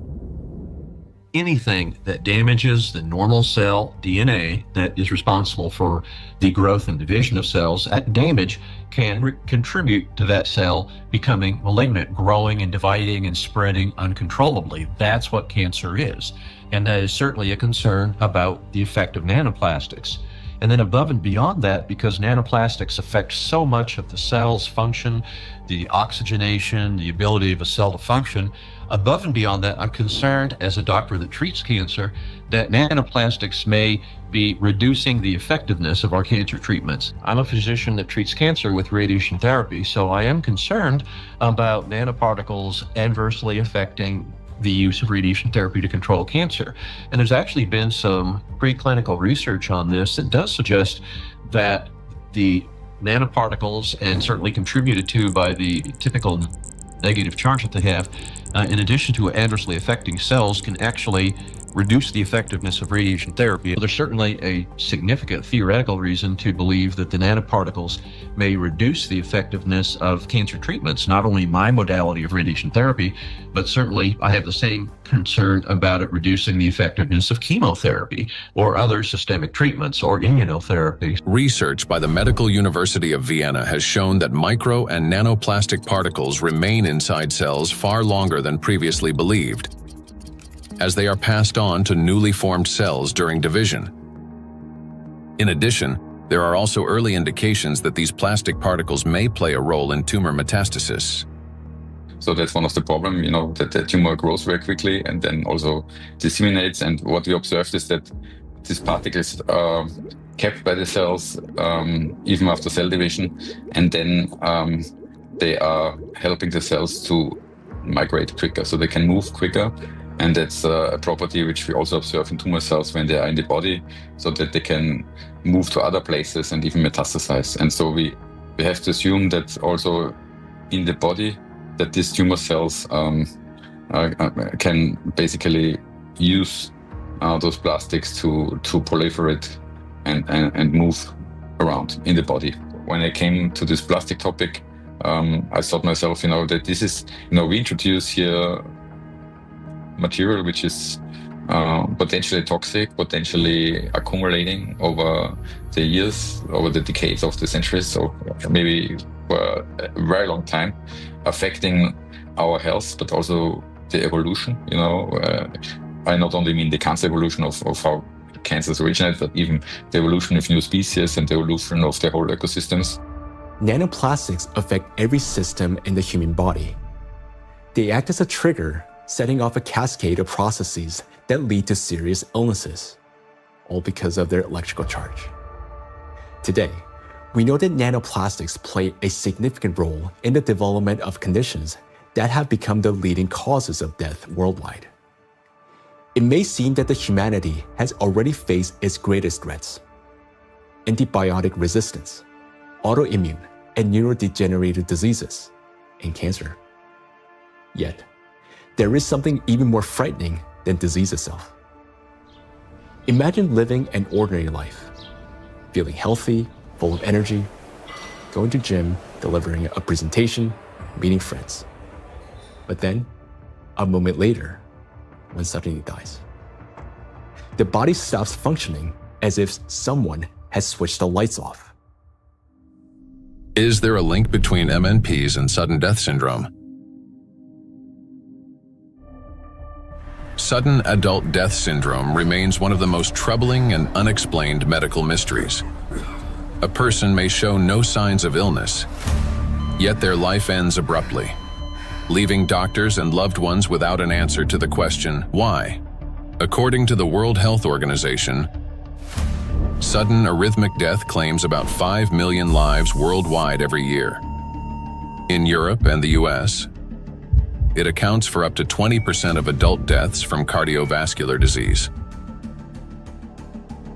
Traditionally, the main causes have been hidden heart conditions, coronary artery disease, arrhythmia, cardiomyopathy. But in recent years, researchers' attention has increasingly been drawn to a new risk factor: exposure to micro and nanoplastics. In order to understand how nanoplastics can trigger processes that can lead to sudden death, let's recall what they can do.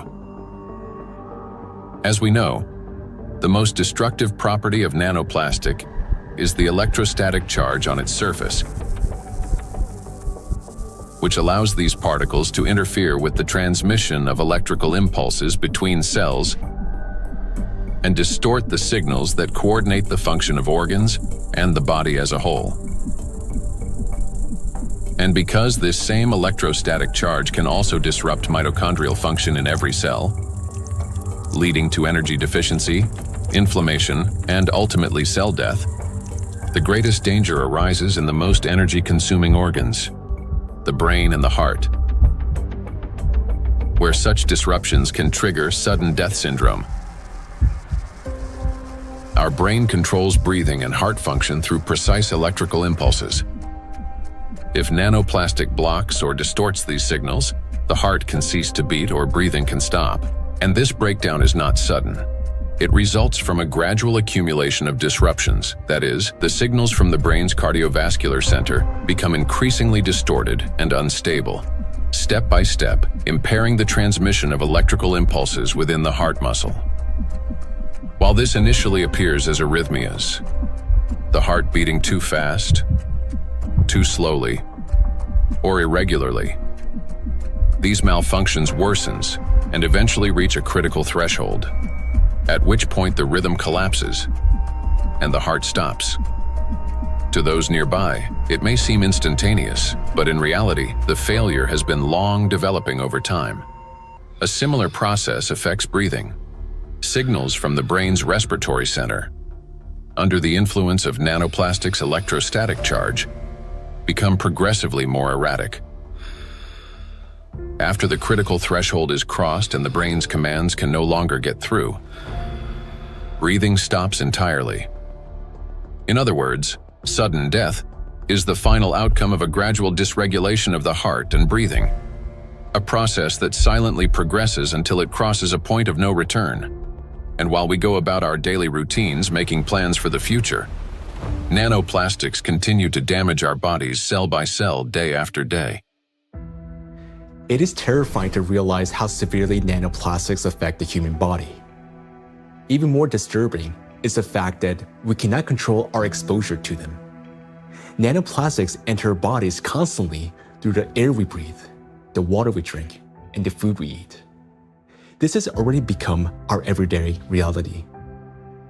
Today, we know that nanoplastics can disrupt the control centers in our brains for breathing and heartbeat, causing arrhythmias, bronchospasm, and pulmonary edema, which can result in sudden death. Yet, what's more alarming is how little we still know. Research on nanoplastics has only just begun, and we're only starting to grasp the true scale of this threat. But make no mistake, everything you have heard so far isn't science fiction. These are actual biological mechanisms triggered by electrostatically charged nanoplastics. They attack every system of our body, contributing to chronic illnesses and even causing a sudden death. But their impact reaches beyond the current generation. These nanoplastics are already affecting our children and even our ability to bring new life into the world. Micro and nanoplastics destroy reproductive health. Current scientific evidence strongly indicates that mitochondrial dysfunction may be a root cause of infertility in both men and women, as well as negatively affecting conception, pregnancy, and embryonic development. For men, fertility depends on producing a sufficient number of healthy sperm cells that not only survive, but also possess adequate motility and the necessary energy to reach and fertilize an egg. That energy comes from mitochondria, which provides the ATP required for sperm movement. When mitochondrial function, however, is damaged or becomes unstable, sperm motility decreases, and even shape and structure of sperm cells can be altered, directly reducing the ability to conceive. From 1973 to 2018, the global sperm count in men declined by more than 60%.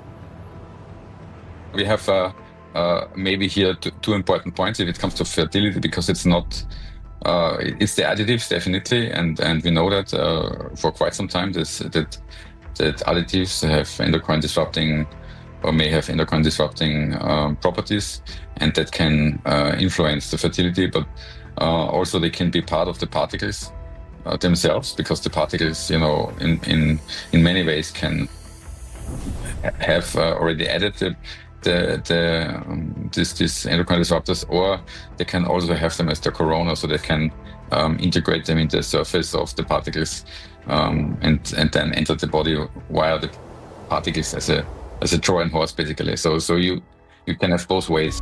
In studies conducted by Chinese scientists, microplastic was found in every semen sample. Its impact on sperm cells is both rapid and destructive. Within just 30 minutes of exposure, mitochondrial function is disrupted and DNA damage begins. This reduces sperm viability and makes conception nearly impossible. Animal studies have shown that micro and nanoplastics can accumulate in the testes, cause testosterone deficiency, and impair spermatogenesis.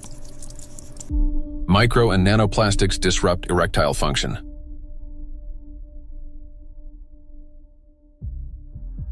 Insufficient testosterone production can lead to infertility, reduced libido, erectile dysfunction, and in adolescence, delayed sexual development.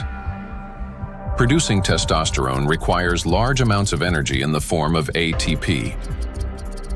Even small amounts of electrostatically charged nanoplastic entering the mitochondria can disrupt their function and decrease ATP production. This, in turn, can lower testosterone levels by 60 to 70%.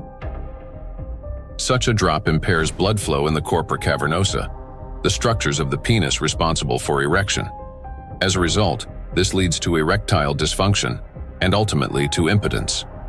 In addition, electrostatically charged nanoplastic interferes with nerve impulse transmission, which means that even in a state of sexual arousal, an erection does not occur.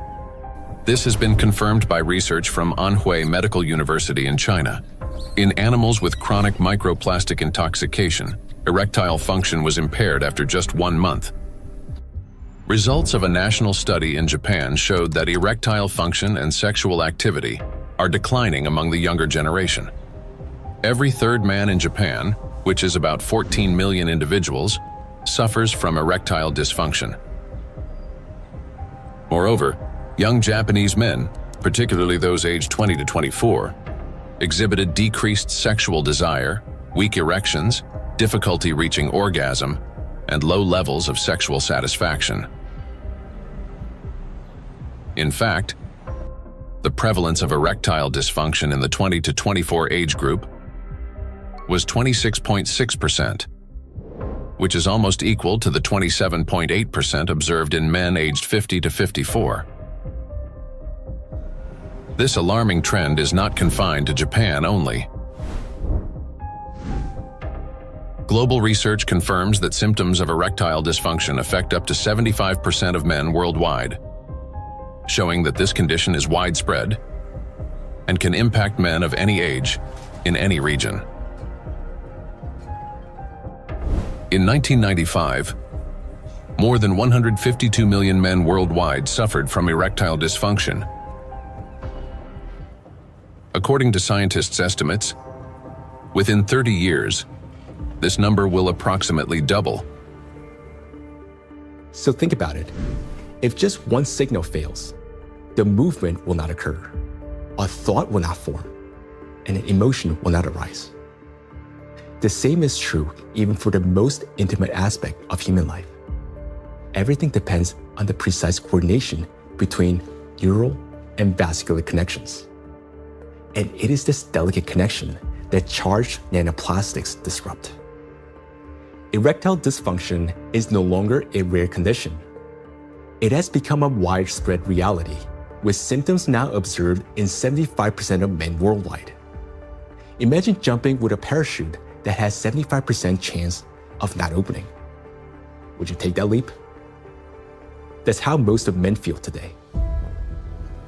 The situation with female fertility is no less alarming. A 2025 study revealed the presence of microplastic particles in the follicular fluid of ovaries in 14 out of 18 women, with an average of more than 2,000 particles per milliliter. These data indicate that micro and nanoplastic particles can cross the blood follicle barrier. After entering the ovaries, micro and nanoplastic particles affect the egg cell and disrupt key mechanisms essential to the health of the female reproductive system. One of the most critical of these mechanisms is mitochondrial function. Each egg cell contains between 100,000 and 600,000 mitochondria, and the energy they produce is vital at every stage, from egg cell formation and maturation to fertilization, and the subsequent growth and development of embryonic tissues. Mitochondrial dysfunction caused by exposure to nanoplastics can impair egg cell maturation, reduce the likelihood of successful fertilization, and even lead to developmental arrest of the embryo. Accumulation of nanoplastics in reproductive organs can be one of the main causes of infertility. According to the World Health Organization, today, about 17.5% of adults, that is, about 1 in 6 people in the world, face infertility. Given the global spread of plastic pollution, Professor of Environmental Medicine and Reproductive Health, Dr. Shanna Swan predicts that by 2045, the world's population may become completely infertile. Micro and nanoplastics affect the emergence of life. During pregnancy, a woman's body creates ideal conditions for the growth and protection of the fetus. However, even the placenta, the body's primary barrier between mother and child, cannot stop plastic nanoparticles from crossing through. A research team led by Antonio Ragusa made a landmark discovery when they detected microplastic particles in the human placenta for the first time. Their findings showed that plastic can penetrate a place where no artificial material had ever been found before, the very environment where new life begins. I was in a wonderful place in Italy, in Sardinia, a place called Piscinas, in Sulcis, in the southwest of Sardinia, where the old mining areas are. It's a very remote, beautiful spot where there's nothing around for 6 or 7 kilometers. While I was walking, I suddenly saw these bright, colorful, sparkling things on the beach. I asked my wife, "What is this?" She looked at me a little puzzled and said, "Well, it's plastic." I said, "Plastic? How could plastic get here when there's nothing for 7 or 8 kilometers in any direction?" She looked at me again, with an expression that made it clear how little I understood, and said, "It comes from the sea, of course." And that's when something clicked in my mind. If plastic can spread through the ocean and end up in such untouched places, then it could also reach the inside of the womb, and so inside the bodies of babies. Naturally, from that intuition, I started pursuing this line of research. I'm a gynecologist. I help deliver babies. So I knew about plastics as much as everyone else, until a certain point. But I began reading and studying, and I reached out to some scientists who worked with microscopes. One of them was a brilliant professor working on the opposite side of Italy, in the Marsh region. She used a Raman microscope. A Raman microscope allows you to examine tissues and determine whether they have plastics inside them. Now we call it plastics, for simplicity. But of course, the term plastics covers a wide range of materials. There are dozens and dozens of different plastics. Let's say they are tiny pieces, polymers, that is, infinitely repeated tiny pieces of certain materials that we use every day, throughout the day. So we sent placentas to this professor, and she did an excellent job. She was able to locate and identify plastics inside placentas for the first time. The article we published in 2021 caused a bit of a scandal because the idea of plastics inside the placenta, inside our babies, was shocking to people. Because the plastic we find in the oceans is the same plastic we ultimately find in children. Micro and nanoplastics affect a child in the womb. Plastic triggers inflammation and disrupts blood flow in the placenta. This means the fetus receives less oxygen and fewer nutrients, increasing the risk of intrauterine growth restriction, hypoxia, and preterm birth. The more plastic there is in the placenta, the more likely it is that babies, unfortunately, are born prematurely. And these babies also tend to be smaller compared to those with lower levels of plastic exposure. We have to recognize that premature birth is the main problem facing humans today. In Italy, it's about 7%. In the United States, where the healthcare system is clearly less effective than Italy's, 12% of babies are born prematurely. So, in this sense, an increase in this number would mean an even greater burden for humanity, biologically, for families, and for everyone involved, and of course, economically, for those who care about costs. We know that these particles can be taken up by these particles going through the placenta and then being found in the embryo, and therefore indicating that already in very early life we have an exposure also to the embryo. The electrostatic charge carried by nanoplastics is especially dangerous in embryonic tissues, where even minor disruptions can lead to developmental abnormalities. In other words, nanoplastics begin harming the child's body even at the very earliest stages of its formation. Over the past 2 decades, physicians have documented an alarming increase in congenital birth defects. For instance, Chinese researchers have found that in China, the rate of such defects has nearly tripled. Similar trends have been observed in other countries.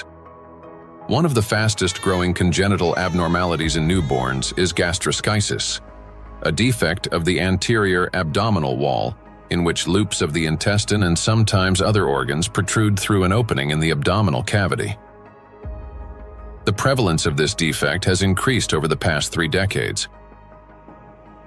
For instance, in the United States between 1995 and 2012, the percentage increase in gastroschisis ranged from 68% to 263%. An increasing number of children are also being born with hypospadias, a condition in which the urethral opening in boys is located in an abnormal position. In the United States, the incidence of hypospadias has risen by approximately 17% over the past 20 years. A recent growing number of cases involving congenital heart defects, Down syndrome, and other developmental anomalies have also been reported. Impact of micro and nanoplastics on children after birth. After birth, children continue to be exposed to micro and nanoplastic particles. Plastic baby bottles, food packaging, and toys are all sources of contamination. When a baby bottle containing warm water is shaken, up to 16 million microplastic particles per liter can be released. Hot water and sterilization further accelerate this process. As a result, infants are exposed daily to millions of microplastic particles and trillions of nanoplastics. Scientists have even detected microplastic in human breast milk. Research has shown that nearly 40% of breast milk samples, one of the most essential sources of infant nutrition, already contain hazardous plastic microparticles. Due to their higher metabolic rate and breathing frequency, children take in more air, water, and food per unit of body weight than adults. Consequently, at the same level of environmental contamination, their bodies absorb higher doses of microplastic. Moreover, the protective barriers in a child's body are not yet fully developed. This means plastic particles can penetrate tissues more easily and accumulate at higher concentrations. For example, in children under 2 years of age, the ethmoid bone is not yet fully formed, and its openings are wider, allowing plastic particles to pass more easily through the olfactory nerves directly into the brain. Plastic is an infiltrator, and it's mainly children who are affected by it. In our scientific article that drew a lot of attention and was widely cited, we called them cyborg babies, meaning babies who are made of organic material, but also inorganic material like plastic. These babies are smaller. They generally have smaller brains, and very few end up with lower levels of plastic in their bodies. They're not completely free of it, since plastic is everywhere, but with lower levels of plastic. Because of the electrostatic charge of micro and nanoplastic particles, as well as the presence of bisphenols and phthalates, the endocrine and reproductive systems of children are particularly vulnerable. These substances interfere with the formation and development of the reproductive organs, potentially leading to infertility later in life. Given scientific projections that by 2045 humanity could face widespread infertility, children born after 2020 may have a high likelihood of being unable to conceive their own offspring. I have 2 little daughters, and for me personally, everything we have just heard is terrifying. The truth is that we still don't fully understand the catastrophic consequences of our children being exposed to micro nanoplastics. Or, as Dr. Ragusa put it, they have become cyborg children. We're only beginning to grasp the full scale of this reality.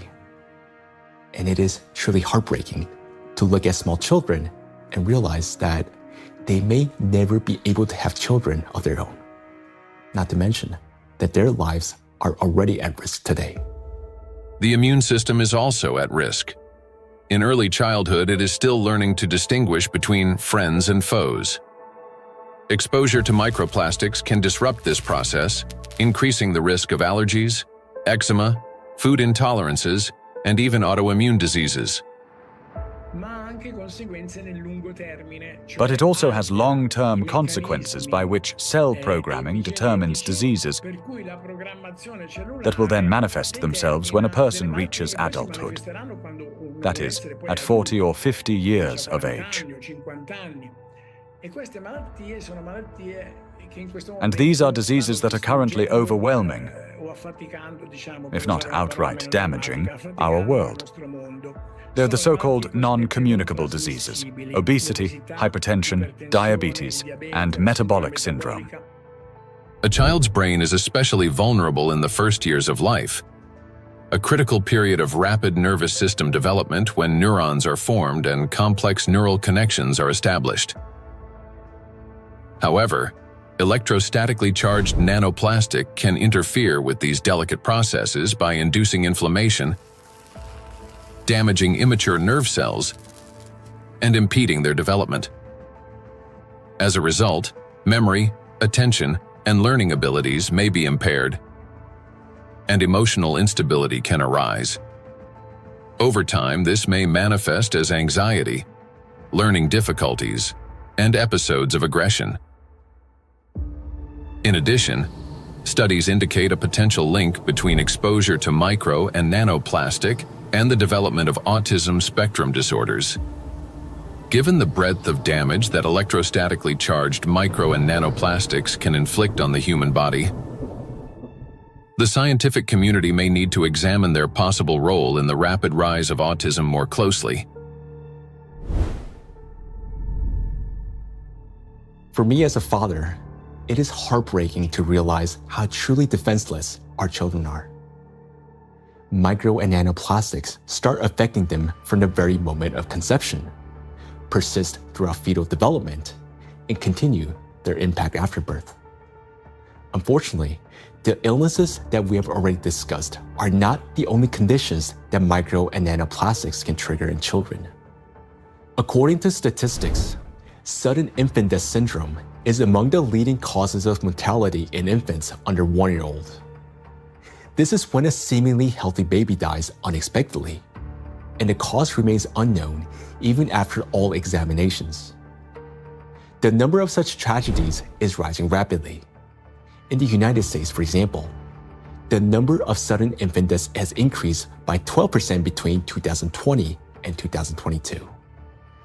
It is unbearably tragic when there's no way to protect a child. Micro and nanoplastics and sudden infant death syndrome. Since nanoplastics can cause chronic inflammation in any tissue they penetrate, they can disrupt the formation of neural connections even before birth, including in the regions of the fetal brain that control breathing and heart function. After birth, the damaging influence of electrostatically charged nanoplastics continues. An infant's nervous system is still developing and remains highly unstable.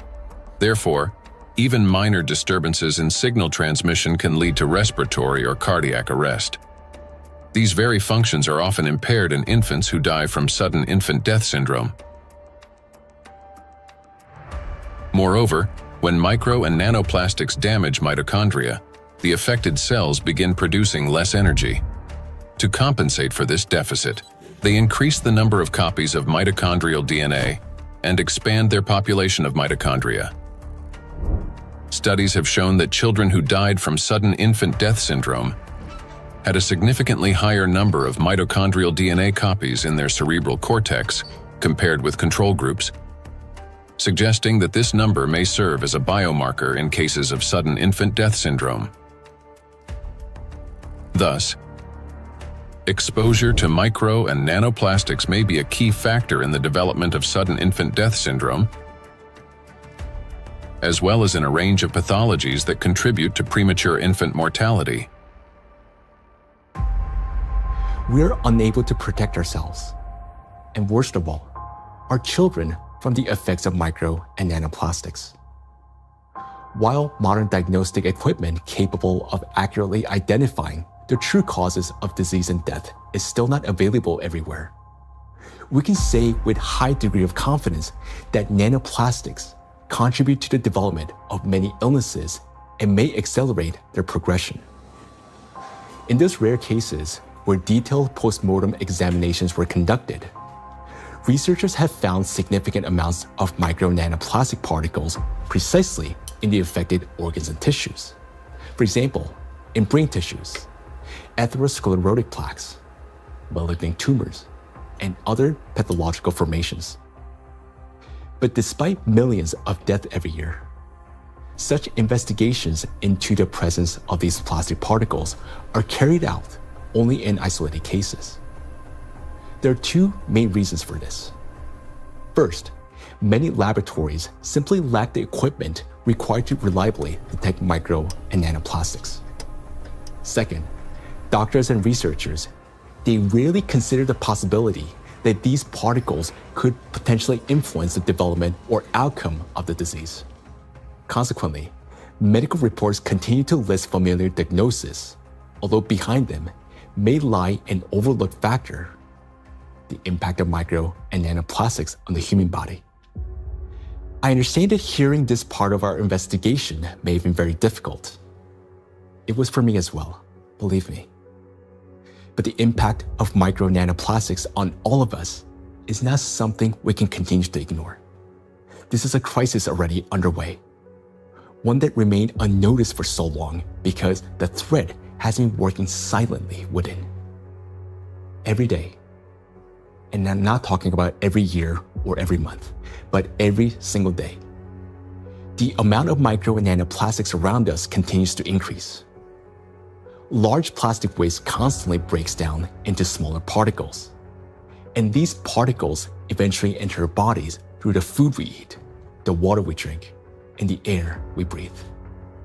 This means that with every meal, every sip of water, and every breath, huge quantities of nanoplastics enter our bodies and begin their destructive work. Their harmful effects on our cells grow in direct proportion to their concentration. And this is a scientific fact.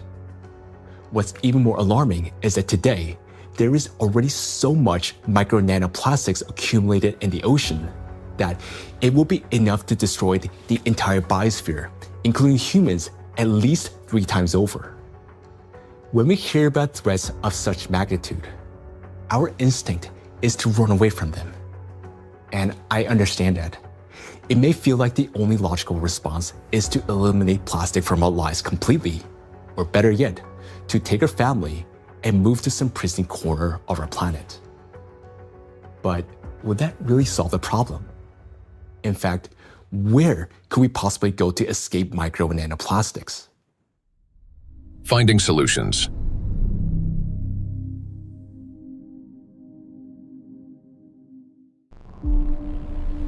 Exclusion zones.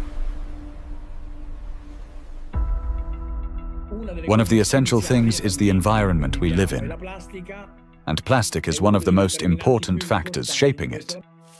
Micro and nanoplastics have now infiltrated every corner of the planet, yet their distribution is far from uniform. Some regions accumulate especially high concentrations of plastic particles, and nowhere is this more pronounced than in the oceans.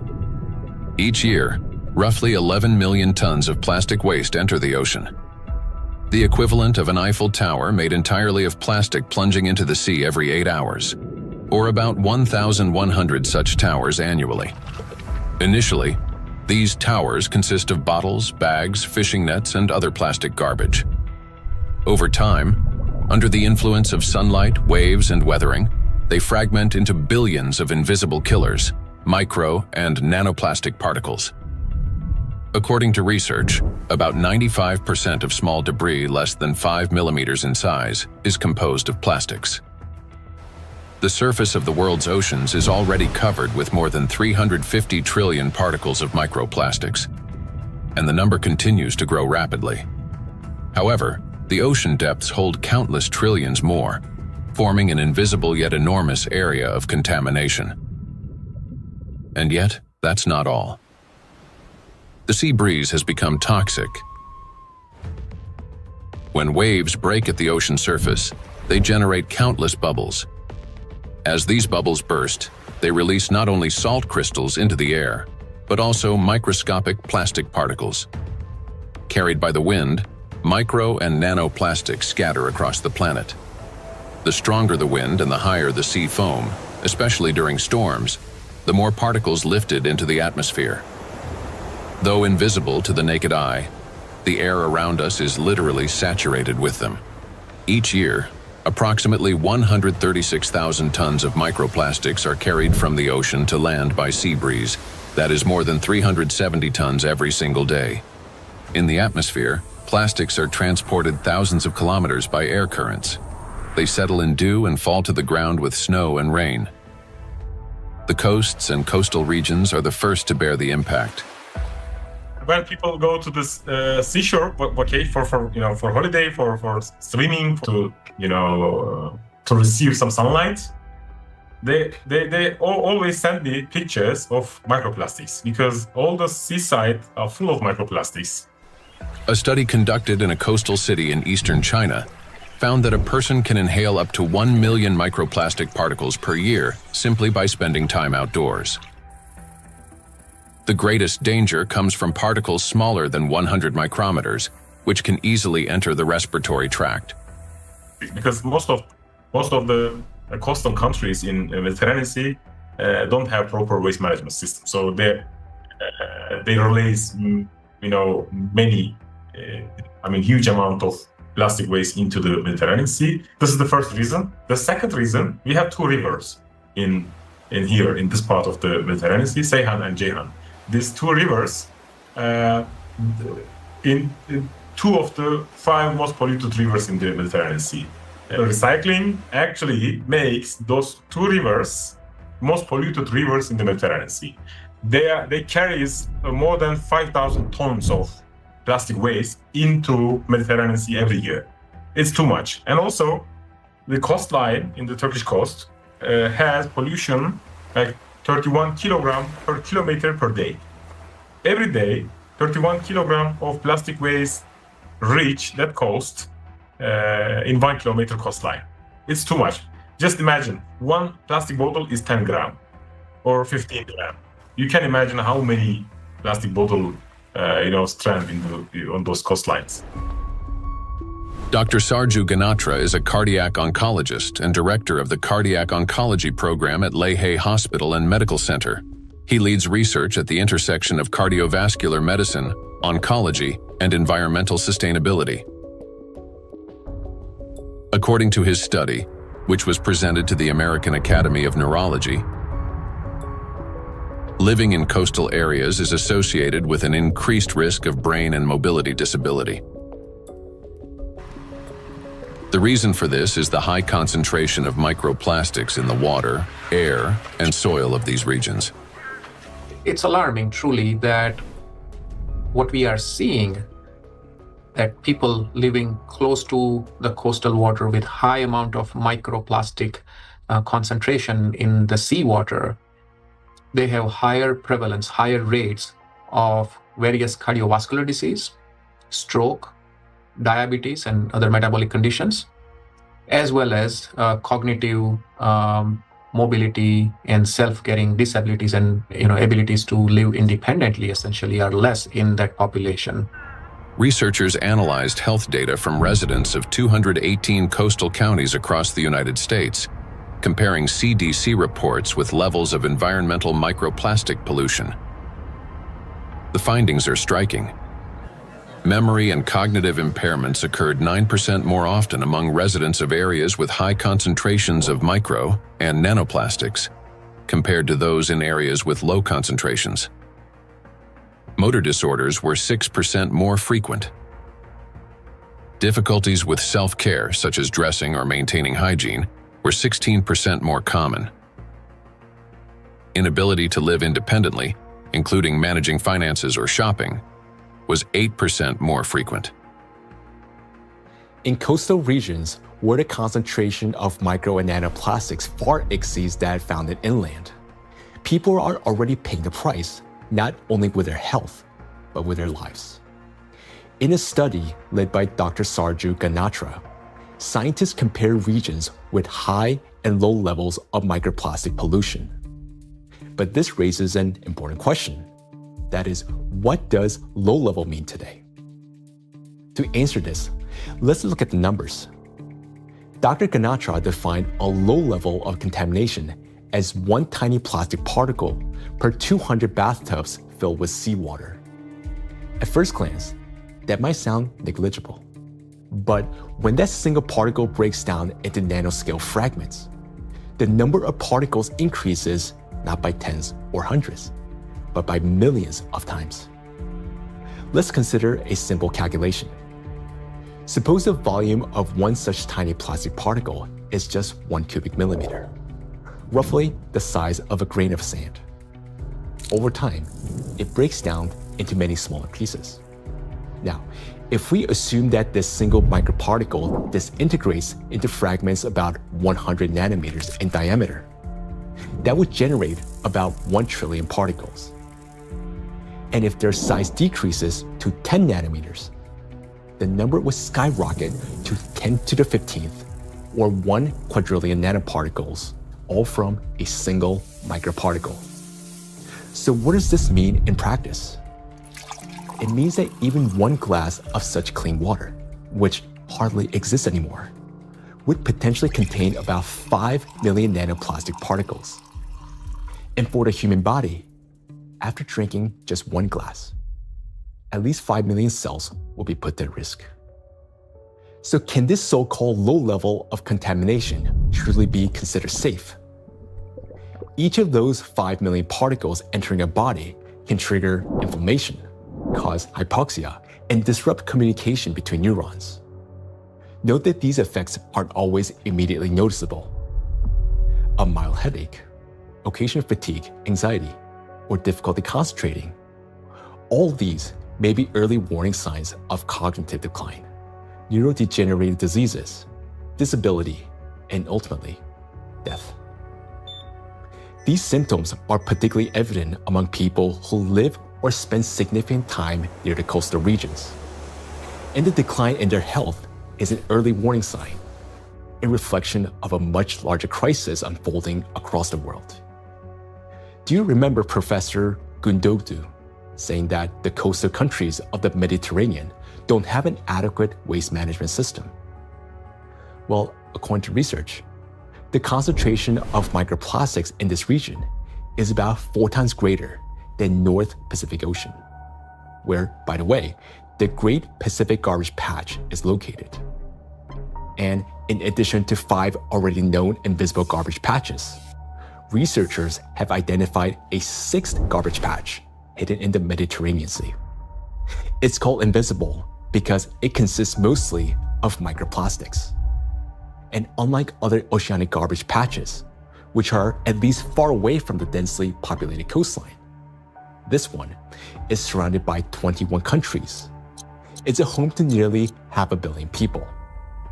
We can say that this is the most dangerous garbage patch of the planet, because here, the plastic has already broken down into small sizes that are dangerous for life.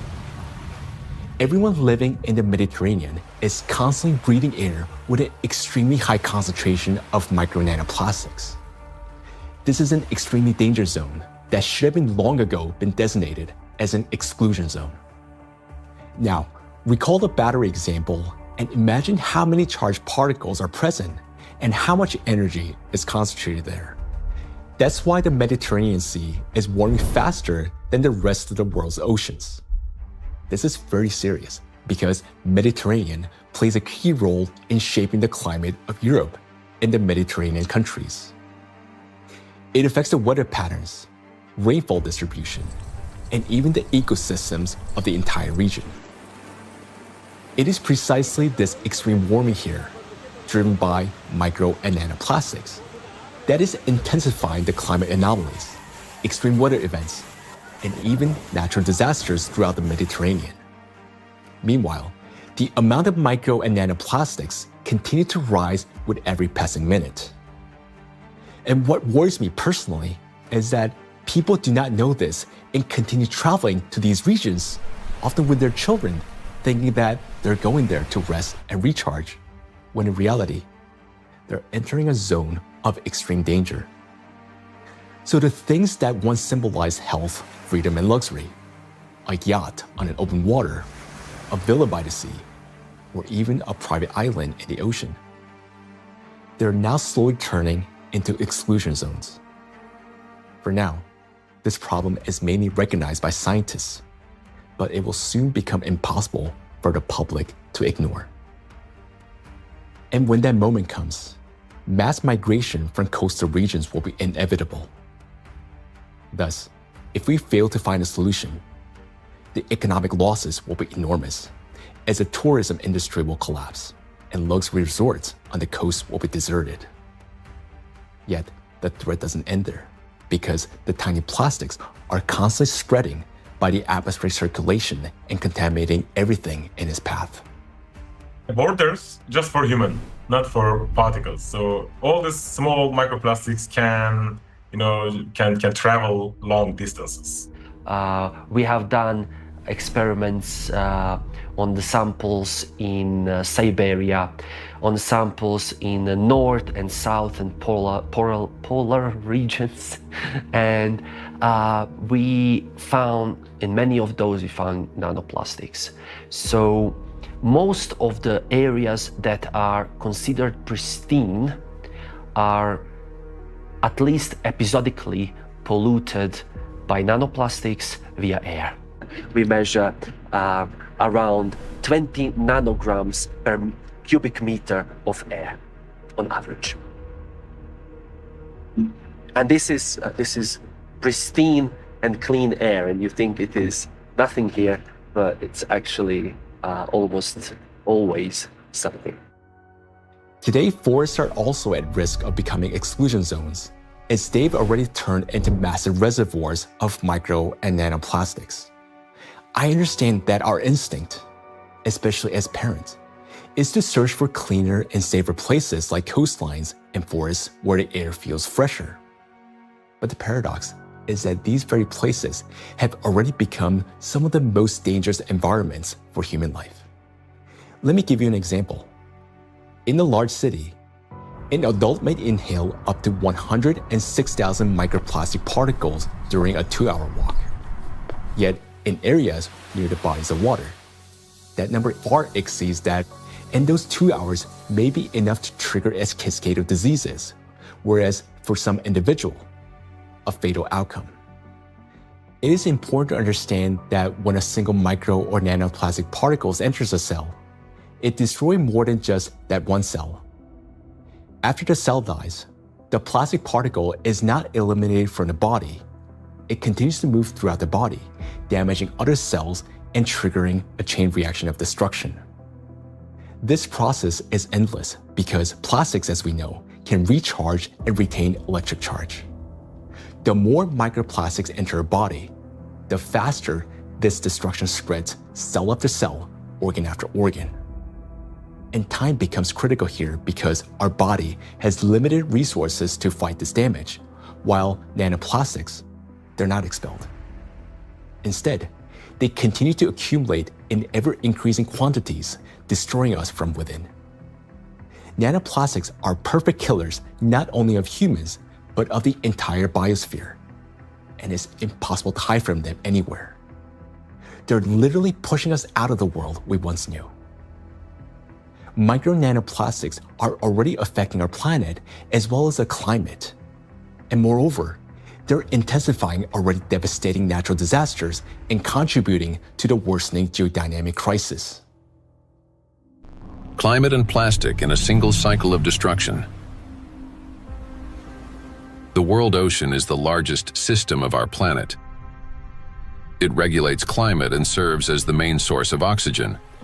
The ocean and the atmosphere form a single, interconnected climate system. Water has a remarkable ability to absorb and store immense amounts of heat, increasing its temperature only gradually. The accumulated heat is then evenly redistributed across the planet and transferred to the atmosphere. This property of the ocean to efficiently dissipate heat from the Earth's interior protects the planet from extreme temperature swings and helps stabilize the climate. But massive contamination of the oceans with micro and nanoplastics is disrupting this finely tuned mechanism. Electrostatically charged plastic particles bind water molecules, forming hydrate shells around themselves. This alters the physical and chemical properties of ocean waters. This has already reduced its thermal conductivity and created pockets of overheated zones where heat can no longer dissipate. Consequently, overall ocean warming is accelerating. This topic is explored in greater detail in the documentary Anthropogenic Factor in the Ocean's Demise. Excessive ocean heating, in turn, increases evaporation and disrupts atmospheric circulation. As a result, both the temperature and humidity of the atmosphere rise. Electrostatically charged nanoplastic particles act as condensation nuclei, causing moisture droplets to freeze at lower altitudes and at higher temperatures, 4 to 10 degrees Celsius. This accelerates cloud formation and contributes to abnormal weather events, large hail, extreme downpours, and disruptions of the hydrological cycle. Charged plastic particles are already influencing weather formation, affecting flight safety, cloud development, and even where and how the precipitation occurs. In other words, microplastic has already become a driver of climate instability. We know what particles doing in the air, they produce clouds. If we have a particle in the air, the water vapor sits on these particles and forming clouds. So therefore, we want to understand how much nanoparticles influence the formation of clouds. And therefore, of course, in the alpine region, it can trigger the cloud formation and so also thunderstorm or extreme weather events. When you have a big storm event, many micro and nanoplastics get released from the environment when they have been trapped in the soil, in the riverbeds, on their surfaces and things like that, and get mobilized in the air. So then after storm, you have even more pollution.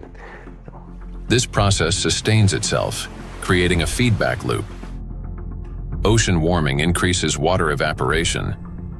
Even more nanoplastic rises into the air with the vapor, and even more energy accumulates in the atmosphere, further heating the ocean. According to data, every degree of warming increases air humidity by 7% and lightning frequency by at least 12%. Thus, more heat, more moisture, more plastic in the air, more lightning, and the cycle continues endlessly. Observed trends indicate that this energy buildup is accelerating exponentially. And with each passing year, climate anomalies are becoming more distinct and more destructive. We are seeing the hottest summer in Europe after having a record-breaking summer last year. Similarly, here in the northeast of US, we are seeing record-breaking temperature. Every year for last 2-3 years, we are saying, oh, this is the hottest day. And then the next year comes and there is a new hottest day. The nighttime temperature in Southeast Asia is not dipping at all in many places and kind of trapping the heat. So our body is not getting even that relief at nighttime. There is increase in air pollution. There is increase in all sorts of chemical pollution. And so if you think about this holistically, it's a huge impact on the planetary health. And I think this is a reminder that we are part of the planetary system. We belong to it. We are not separate from it. And until we think holistically, I think, we'll define one issue, we'll define one threshold, we'll continue to go after that, maybe even solve it scientifically. But until we think holistically and act holistically as a community, as a society, I think we are in trouble.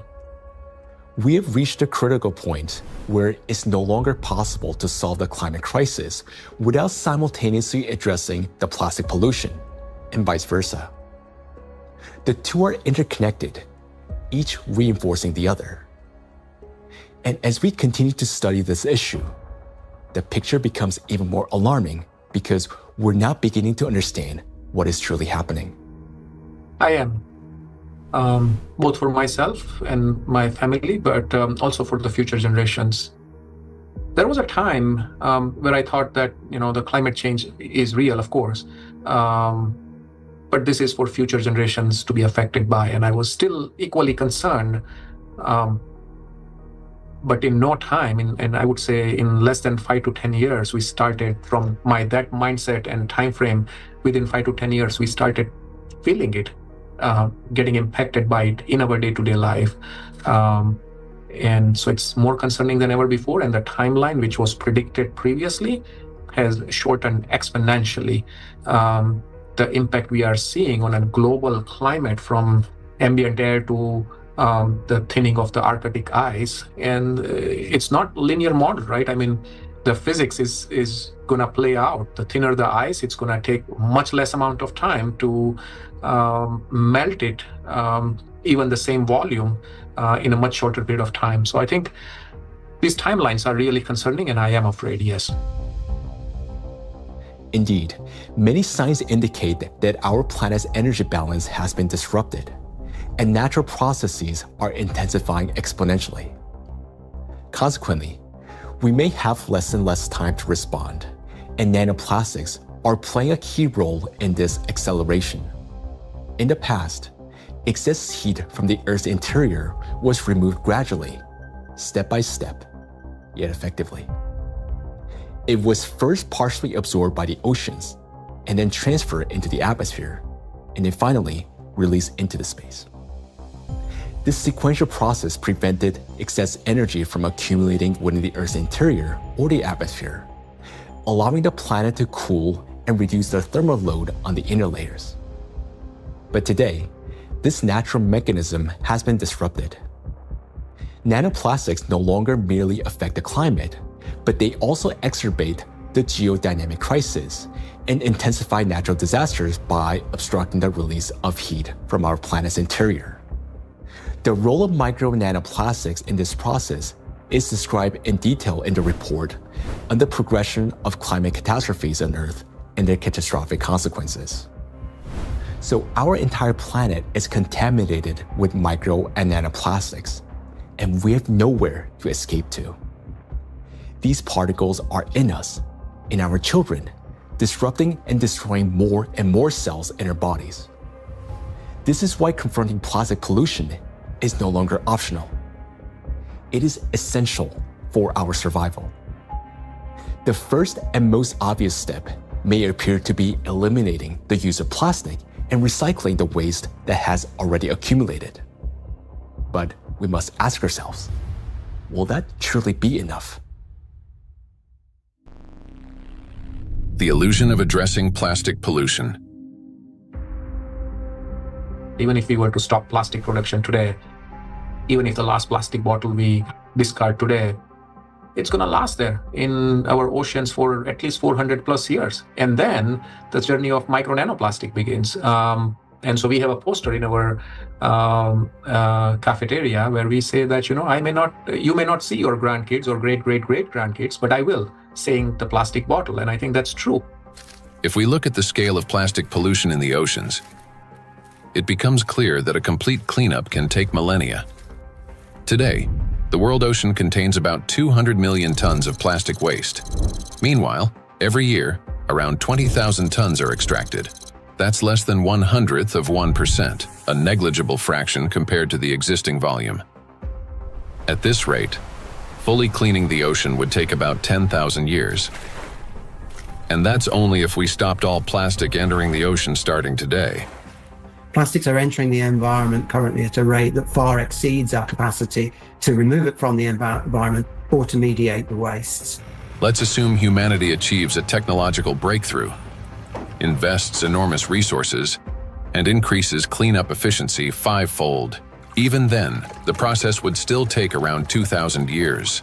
In reality, we cannot cope even with the current annual influx of pollution, let alone eliminate the consequences of what has been accumulating for decades. Not only are we unable to remove all the plastic that has built up in the biosphere, but attempting to do so could also endanger living organisms. There are some organization initiatives, they are trying to collect the waste, accumulate that garbage patches, at locations. They're also collecting neustone, the organisms living just the 15 centimeter of the first layer of top ocean. So those organisms, using that, those artificial material as a, hunting ground, nesting ground, feeding ground, or, they are laying egg on those plastics. So when you remove all these plastics, you also remove all those organisms. So because removal itself also another problem. So once plastics get in the environment, there is no proper and harmless way of removing these plastics from those environments. Moreover, a significant portion of plastics has already broken down into micro and nanoparticles that now lie on the seabed, drift through the water column, have entered the bodies of marine organisms, and become part of the global cycle of matter. These particles cannot be captured with nets or collected manually. This means that simple mechanical removal of plastics from the environment, even under the most optimistic scenario, will not solve the problem. We are no longer dealing with debris that can simply be picked up, but with nanoparticles carrying an electrostatic charge. This nanomaterial has already become embedded in every living thing on the planet. And even if we succeeded in removing every plastic bottle and every wrapper from the ocean, one question would still remain.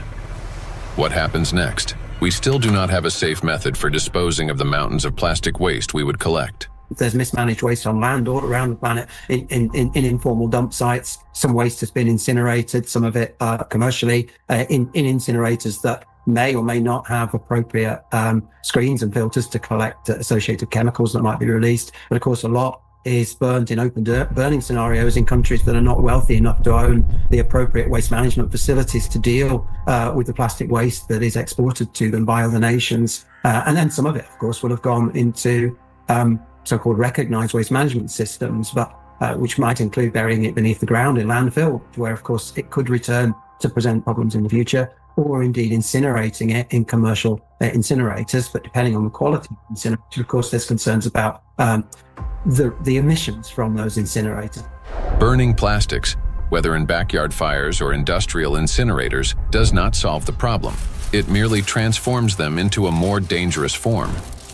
When heated or burned, large plastic items break down into micro and nanoplastics that disperse into the air, settle onto surfaces, and enter water and soil with precipitation. The apparent disappearance of plastic in flames is an illusion. Burning simply accelerates the fragmentation of plastic into the tiniest particles many times over, into the very micro and nanoplastics that pose the greatest danger to human health. And it is precisely these electrostatically charged particles that can penetrate deep into the body, including the brain and other cells, where they trigger a wide range of diseases. When you put plastic in a recycling facility, at first they will shred big plastic to generate flakes and small pieces of plastics, and then during that shredding, they also use for washing. They have to wash to remove some unwanted material on plastics. During that washing, material lose the huge percentage of the total mass. So those lost material will go to the wastewater stream. Recycling activities, practices, feeding microplastic pollution in the waterways. A simple and regular recycling facility can generate billions microplastics and then release into the either wastewater stream or waterway. And unfortunately, what I see with some of the things that are claimed to be a solution is that they're not necessarily properly tried or tested before they're put into the market, and there may then be potential for unintended consequences. Pyrolysis. At first glance, it looks like a technological miracle. We take plastic waste, heat it to 800 degrees Celsius without oxygen, and obtain fuel. Instead of piles of garbage, we get gas, liquid, and a small carbon residue. Sounds promising, doesn't it? But this technology has a flip side, an invisible and far more dangerous one. During high-temperature decomposition, plastic does not simply disappear. Pyrolysis is accompanied by emissions of dioxins and furans, some of the most toxic substances on the planet. They are carcinogenic, disrupt the endocrine system, and can accumulate in human tissues. They are hazardous even at low concentrations. Even if you manage to obtain 600 liters of liquid fuel from 1 ton of plastics, the price of such fuel is a threat to human health and life. By relying on such disposal methods, we're only accelerating the transformation of plastics into an invisible, yet far more dangerous form. Let me remind you that the amount of micro and nanoplastics present in the ocean alone is already more than enough to destroy our entire biospheres, including the humankind 3 times over. Meanwhile, microplastics continue to disintegrate, generating vast amounts of nanoplastics. Recall Dr. Kenner's example. A single microplastic particle can fragment into billions of nanoparticles. And with countless microplastics already present everywhere, constantly breaking down into even smaller fragments, this process is driving the destruction of humanity and of everything around us. Today, many people have started turning this crisis into a business, inventing all sorts of methods that supposedly remove microplastic from the body.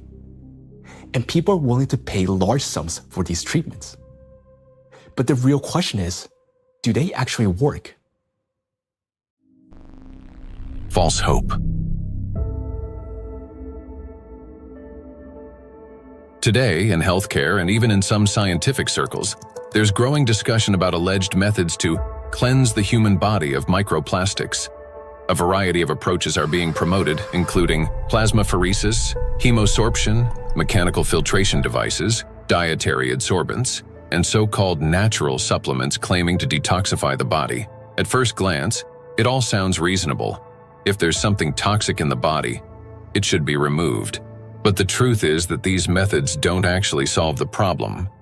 I don't think any scientifically proven techniques exist to filter out the micro nanoplastic from the blood. It gets deposited in the organs themselves, which is not really something you can filter out by sending the blood to some filtration machine. Nanoplastics have already penetrated inside human cells. They are not just circulating in the bloodstream like an unwelcome guest you can simply escort out. They have become part of the body's internal environment. Yes, we can cleanse the blood with sorbents or filter plasma. But how effective can such procedures truly be?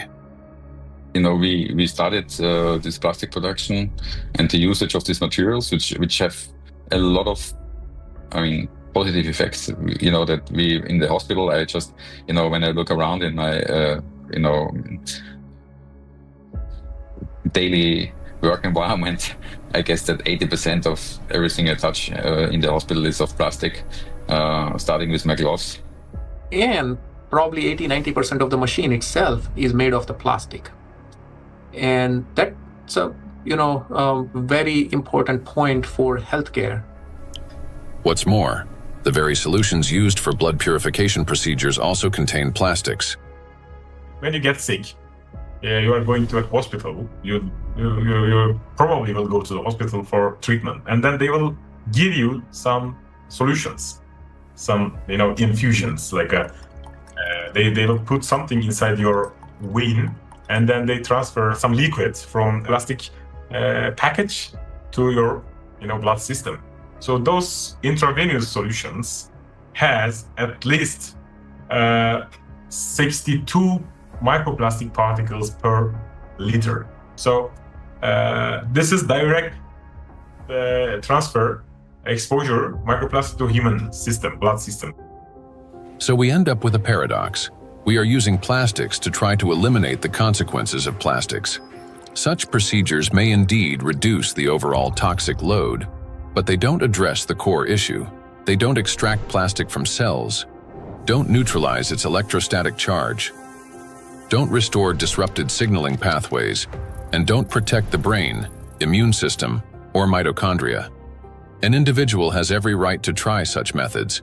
It is their personal choice, but it's important not to harbor illusions. Those procedures will not restore lost health. Moreover, plastic isn't just a material used for packaging and household goods. It is the backbone of modern industry, healthcare, transportation, electronics, construction, and even space technology. It's the second most common material on Earth after concrete, so it's extremely widespread. I think going forward, it's going to be really important that we retain the important uses of plastic, because plastics are not here the enemy. It's not a treaty about not producing plastics. It's a treaty about ending plastic pollution, not ending the production of plastics. And plastics have the potential to bring clear societal benefit. That is why the main goal today isn't to stop plastic production, but to find ways to reduce the impact of micro and nanoplastics on human health and the environment.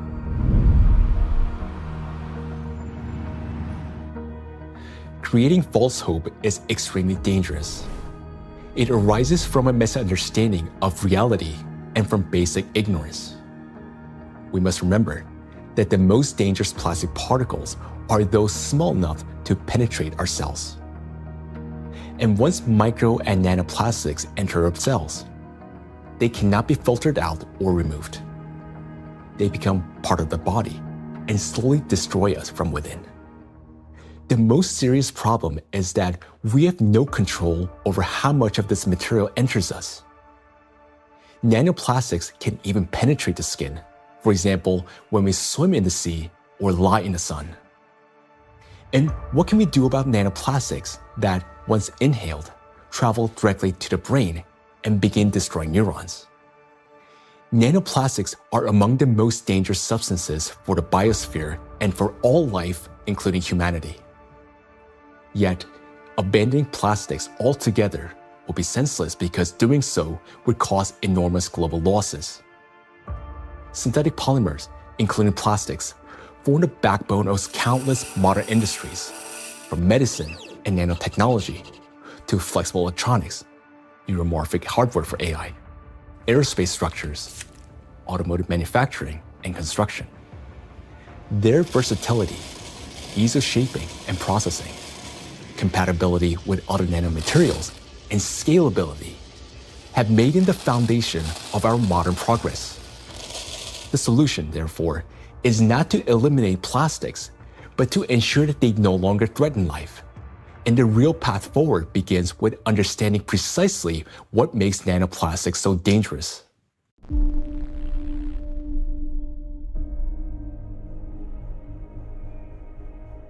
Now, we already know that electrostatic charge is the basis for their destructive power.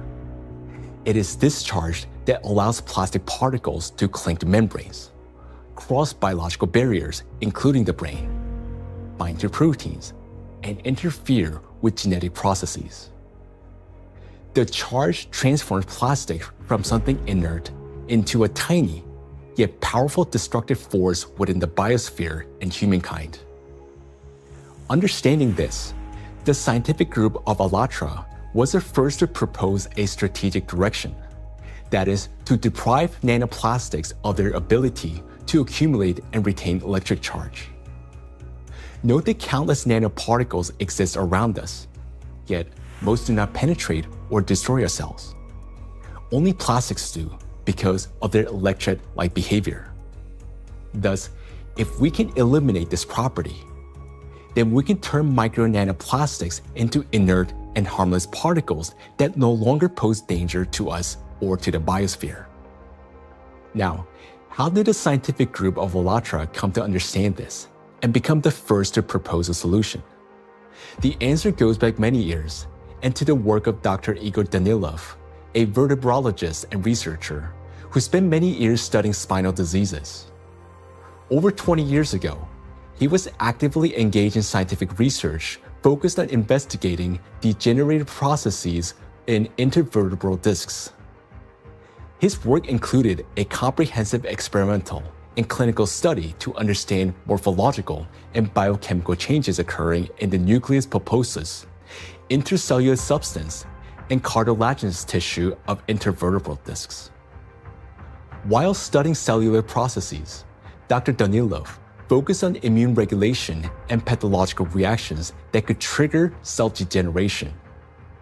He noted that mitochondrial dysfunction was one of the main drivers of these changes, and this insight became the starting point for investigating what might be disrupting cellular function. Dr. Danilov frequently visited specialized laboratories, and in the course of detailed analyses, he found foreign particles inside the cells, which he later identified as plastic. This discovery became a key moment in his research, as he began to analyze possible mechanisms by which plastics affect cells.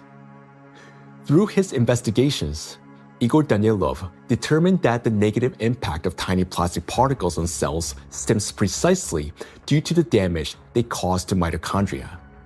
This conclusion was based on observations that cells containing these tiny plastic particles showed clear signs of mitochondrial dysfunction, which in turn exacerbated degenerative processes. Here, Igor Danilov suggested that the ability of plastic particles to penetrate cells may be due to their electrolyte behavior. That is, the ability to accumulate and retain electrostatic charge, which allows them to form a biological shell around themselves. This property enables the plastic particles to enter cells easily, avoid detection by the immune system, cross protected biological barriers, including the blood-brain barrier, disrupt normal cell function, and provoke degeneration and cell death. On this basis, Igor Danilov proposed that to neutralize these tiny plastic particles, we must deprive them of their ability to accumulate and retain charge. He shared his findings and projections about the harmful effects of tiny plastic particles with his colleagues from various medical fields, including surgeons, oncologists, cytologists, pathologists, and geneticists, as well as with biologists and chemists. Soon after, these specialists confirmed his alarming observation that these plastic particles do accumulate in critical organs in the body, such as the brain, heart, intestines, endocrine and reproductive organs, where their presence can disrupt organ function and destroy our health. Igor Danilov's predictions were deeply concerning, especially in light of global trends, the rising production of plastics and the growing accumulation of plastic waste in oceans and ecosystems. Thus, more than 20 years ago, the scientific group of ALLATRA realized that micro and nanoplastics pose a serious threat not only to humans, but the entire biosphere. And each year, the number of these particles continues to grow, worsening the situation amid accelerating climate and geodynamic changes on the planet. The implications are far-reaching.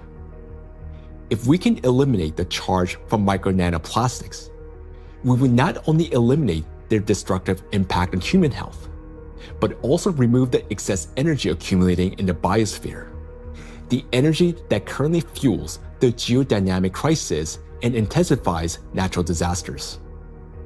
Thus, plastic would no longer act as a destabilizing factor, and many planetary threats could be mitigated at once if we can find a way to deprive nanoplastic of their ability to accumulate and retain charge. The question is, how can we achieve this? Well, let's be honest. This task is extremely difficult. It would not be enough to simply figure out how to neutralize the electrolyte behavior of these tiny plastics in a test tube. We must learn how to achieve this for every micro and nanoplastic particles already present in the biosphere, including those inside the human body, and do so without harming people or nature. Given the unprecedented scale of this challenge, solving it will require collaboration among experts across many disciplines: biophysics, nanotechnology, molecular toxicology, material science, and medicine. Plastic pollution is not a narrow environmental issue. It's a systemic global challenge that affects health, safety, natural resources, the stability of our civilization, and life itself. 20 years ago, the scientific group of ALLATRA already recognized the danger of micro and nanoplastics and identified the underlying principle of how they could be neutralized. But to this day, we haven't found a way to achieve it. That is why ALLATRA calls for unification of the world's scientific potential, a message that is unfortunately often misunderstood. Uniting scientists doesn't mean locking them all in one giant laboratory until they find a solution. Rather, it means fostering open international collaboration where experts from different fields freely share knowledge and work together toward a common goal. It's about aligning research methods, promoting open data exchange, developing compatible monitoring tools, and making coordinated policy decisions. The scientific community has already proven that such collaboration is possible when humanity unites around a common goal. Consider the Human Genome Project. Hundreds of institutions across dozens of countries, operating under unified data standards, achieved a breakthrough that transformed the course of science and medicine.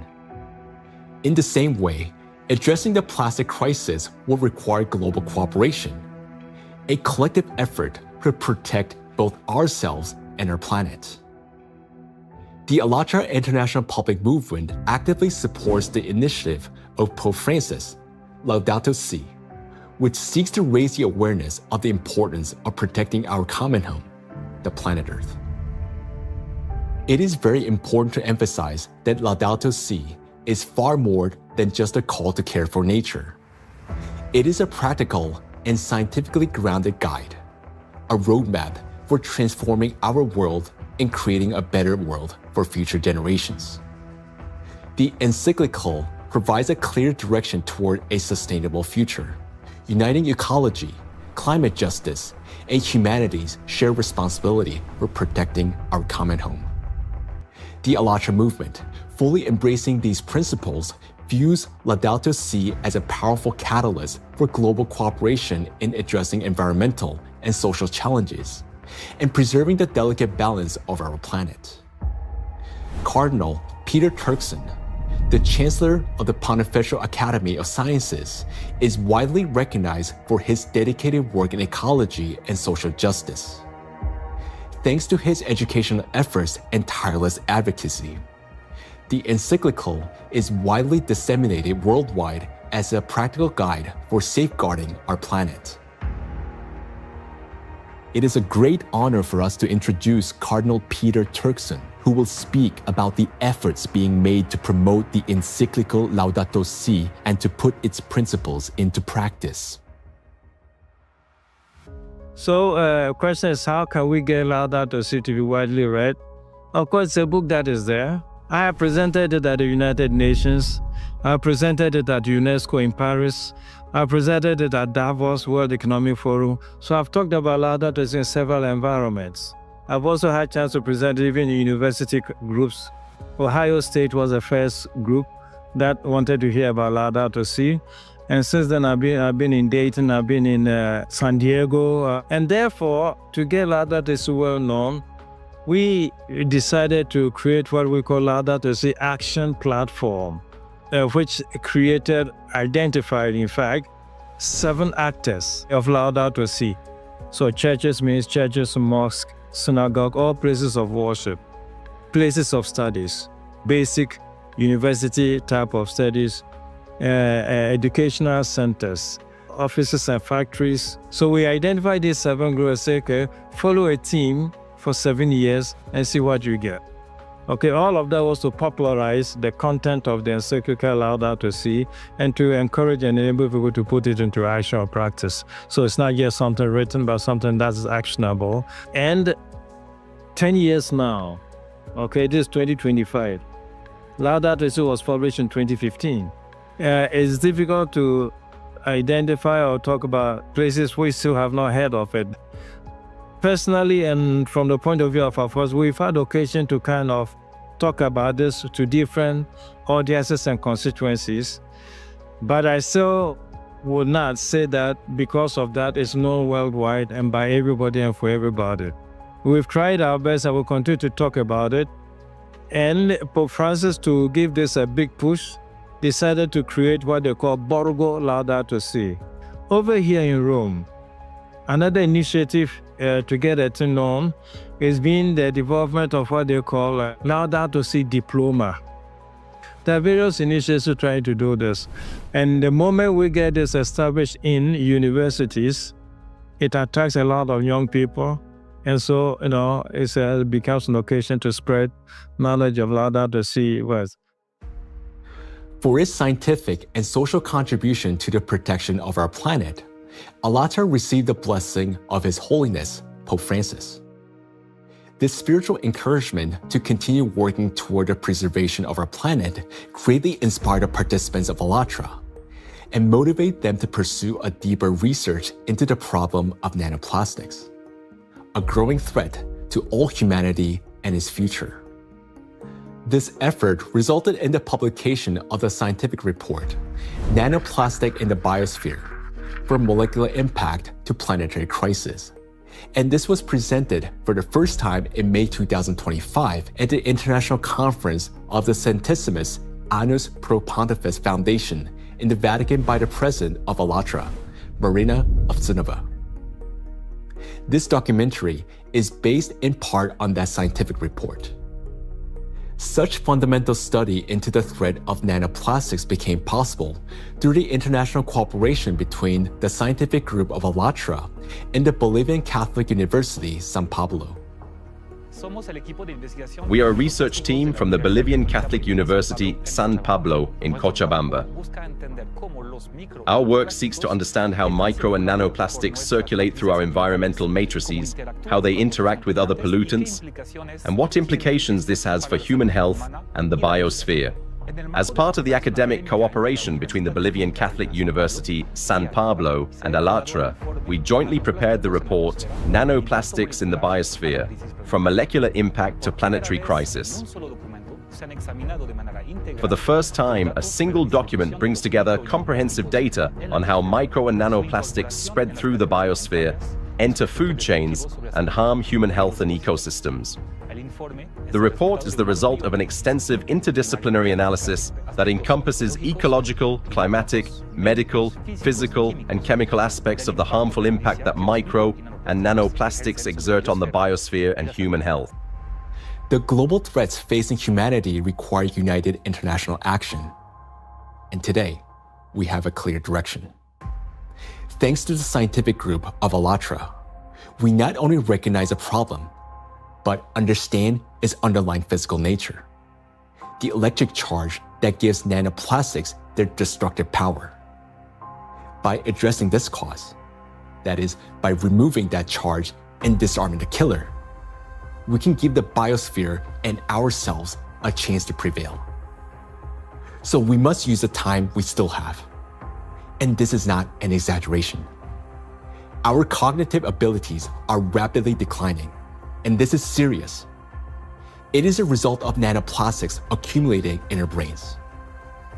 You may already notice it in yourself and those close to you. Unless we act, it will only worsen year after year.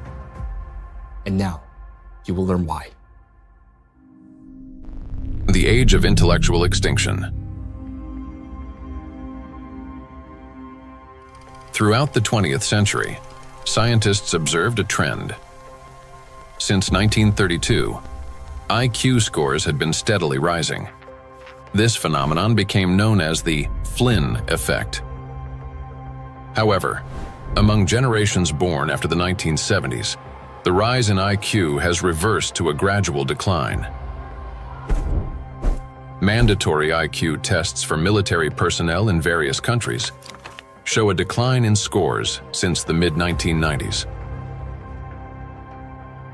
According to another study conducted between 2006 and 2018 at Northwestern University, Americans showed a decline in IQ across 3 out of 4 cognitive areas.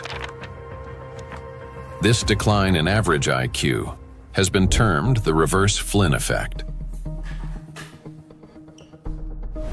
In 2025, the scores of U.S. high school students on major math and reading tests dropped to the lowest levels ever recorded. Their average math score was the worst since the current version of the test was introduced in 2005, while reading scores were the lowest since testing began in 1992. Similar trends have been observed in other countries. The steady decline in IQ continues to this day. Intelligence scores are no longer rising. They're slowly, but surely falling. But what lies behind this troubling trend? One important correlation stands out. The decline in average IQ coincides with the exponential rise in plastic production and pollution. Take a look at the graphs. The more plastic, and therefore the more micro and nanoplastics in the environment, the lower the IQ. This shows a clear link between increasing the amount of plastics and declining cognitive abilities. And that is deeply alarming. This isn't just a statistical correlation. As plastic production has skyrocketed, our daily exposure to micro and nanoplastics has risen with it. Charged plastic particles can easily pass through biological barriers, including the blood-brain barrier. Once inside the brain, nanoplastic particles accumulate not only in neurons, but also in glial cells, the very cells that nourish and protect neurons and help form neural connections. There are many more glial cells in the brain than neurons themselves. Electrostatically charged nanoplastic disrupts the function of glial cells, triggering inflammation and chronic stress, setting off a continuous cycle of destruction inside the brain itself. For the brain, chronic stress and inflammation are like a computer running on a critically low battery. When the battery is nearly drained but dozens of programs are still running, the system automatically switches to power-saving mode, shutting down energy-intensive applications to avoid overheating or freezing. Our brain works in a similar way. When stress and inflammation reach a critical point, the brain, like a computer, will eventually shut down its most energy-demanding regions to survive and conserve energy. The first to go offline is the prefrontal cortex, the youngest and most complex part of the brain. It's considered the control center, responsible for such essential functions as intelligence, behavioral regulation, and the ability to think logically, consistently, and rationally by comparing facts and drawing conclusions. The most dangerous part is that the shutdown of the prefrontal cortex happens silently, without our awareness, and we won't even realize it. The brain will switch to its basic survival programs. The ancient rapid response system, the limbic system, takes over. Its key structures, the amygdala and hypothalamus, trigger the fight, flight, or freeze reaction, fast, impulsive, and without time for reflection. These systems will still stay active for a while because the brain identifies them as critical for survival. As a result, rational decision-making gives way to panic. Creativity and intelligence are replaced by degradation and dullness. Empathy fades, replaced by indifference or aggression. Electrostatically charged plastic particles that enter the brain interact with neuronal membranes, activating microglia, and continuously fueling oxidative stress and chronic inflammation. Prolonged stress literally reshapes the brain. In the prefrontal cortex, the center of analysis and control, neural connections weaken and disintegrate. Similar changes occur in the hippocampus, the region responsible for memory and learning. Neural connections fade away, and the hippocampus deteriorates. In the amygdala, the centers of fear and anxiety, the opposite happens. Connections strengthen, anxiety and aggression intensify, and panic attacks may develop. The brain reorganizes itself. Instead of thinking and analyzing, it starts operating on instincts. In doing so, it loses the ability to recognize real danger and respond appropriately. This isn't a temporary reaction. It's a fundamental restructuring of the brain. The capacity for learning, cooperation, and rational decision-making declines. This may help explain global trends we see today in society. A decline in average intelligence, a rise in anxiety and depression, an increase in aggression, impulsivity, and issues in social relationships. As the amount of plastic in the environment continues to grow, the reverse Flynn effect will only become more pronounced. People won't just become less intelligent, they won't even realize it. They'll become captives of a reality distorted by their own brains. As a result, humanity will lose the ability to perceive the world, events, and even obvious threats adequately. They'll no longer be able to connect facts logically, and therefore will lose the ability to make sound decisions. That will mark the end of human thinking. Our cognitive decline is already underway. This is not a prediction, but reality. Plastics are making us less intelligent and less capable of responding to crises. They're damaging the regions of the brain that are responsible for memory, attention, problem-solving, and creativity. The very abilities we urgently need to achieve scientific breakthroughs and to find a way to neutralize the threat posed by micro and nanoplastics. And we have very little time left to make the right decisions. Yet, the loss of intelligence is not the worst that awaits us.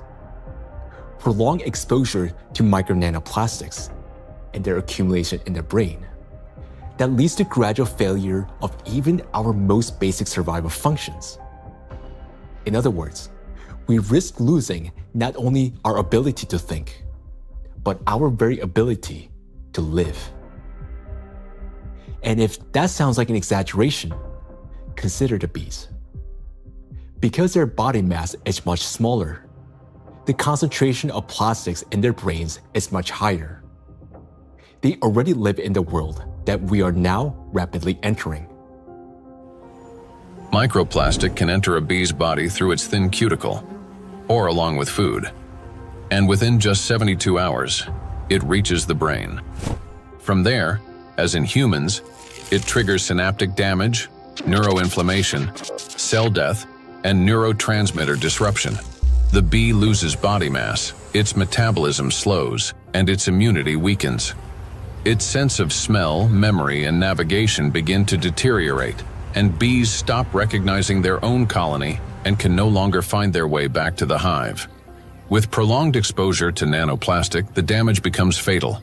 The bee's nervous system collapses under the strain, and some simply drop dead in mid-flight. Look at this photo.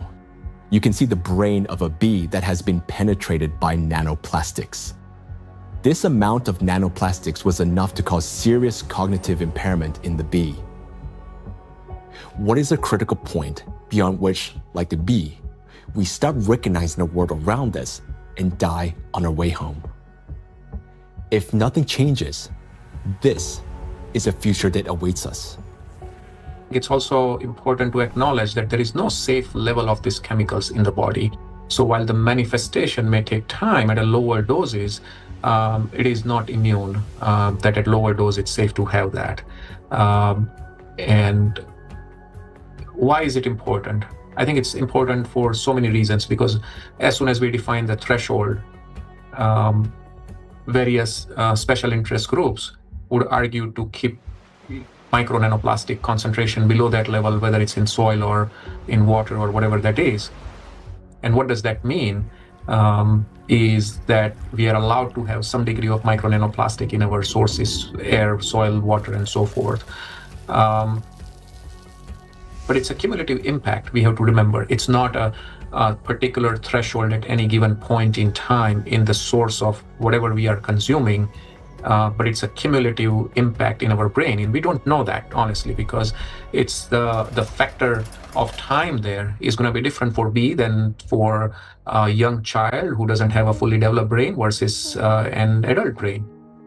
Let us recall that a single nanoplastic particle in the human body is not equivalent to one dead cell. After destroying one, the same particle does not stop. It continues traveling through the body, killing one cell after another. So even the tiniest amounts of nanoplastics will damage the brain. And that's why there's no such thing as a safe concentration. And there will never be. The only difference lies in the rate of destruction. That is, the more nanoplastics there are, the faster the process. These plastic particles destroy the biosphere and the cells within our bodies. They damage organelles and biomolecules, including mitochondria and DNA, leading to reduced energy production, genetic mutation, the breakdown of neural connections, and the disruption of brain signals that regulate our organs and vital functions. All of this happens imperceptibly as we go about our daily lives. Yet, inside the brain, a silent systemic destruction is already underway. The question is, will we as humanity recognize the full scale of this threat in time and find a way to strip micro and nanoplastics of their ability to accumulate and retain electric charge? A threat that must not be ignored. The more I've learned about nanoplastics and how widespread they are and their harmful biologic effects, the more I am really, really concerned about just exactly what's going on, how much it's going to affect now us and future generations, and it's very sobering. And I think it's very important that people need to understand that it's maybe not a big, plastic part which is out there somewhere, but it's the breakdown of those particles, even smaller, of these products, in all the time smaller particles, which is then the big danger for us, and that is, I think, something which needs to go into the head of people, because then and in their minds, so they understand that this is might be an avalanche which comes down the road, but it will come. Or might come, if we don't do anything about it. So that's my point here. So we can't just leave it like that, The most frightening aspect is that nanoplastics interfere with the most fundamental processes of life. Their electrostatic charge breaks bonds, distorts bioelectric signals, and destroys the harmony that exists between cells and entire organisms. It also disrupts the impulse of life, the signal that links a bee to a flower, a tree to the forest, a neuron to the brain. It silences rhythms that have resonated in unison for centuries. This is a threat that cannot wait. It must be confronted now. It is a matter of survival. We can do as much, research and scientific community does whatever it does, but until this alarm goes to the public, nothing will change, right? It's not a science problem anymore. Science has clearly shown what it wanted to show. Maybe there will be 10 more studies in the next few years, right? And then what, right? Until we change, and this change is based on the public opinion. I want to leave something which is, our legacy should be habitable by our future generations. And that's the pure purpose we all have in common. If we can connect to our own health, I think that is way more powerful and more appealing for all of us to collectively act on this together. I think that's a very important point. And I think at a societal level, we all have to incorporate the other dimension beyond, in our balance sheets, beyond the dollars and pounds and euros and rupees, right, is the health, the impact on the health. And I think that has to be a part of the balance sheet, because what are we making money for if we can't survive or have a good quality of life?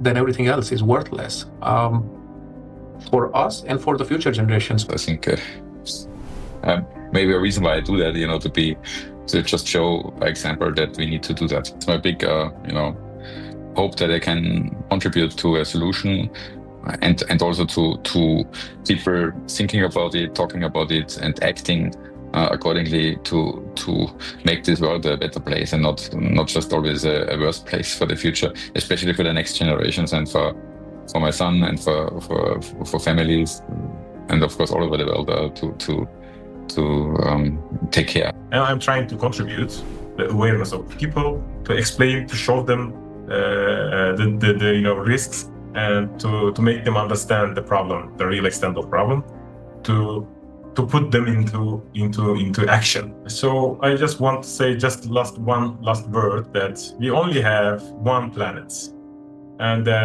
this planet is not single use, so we should consider this.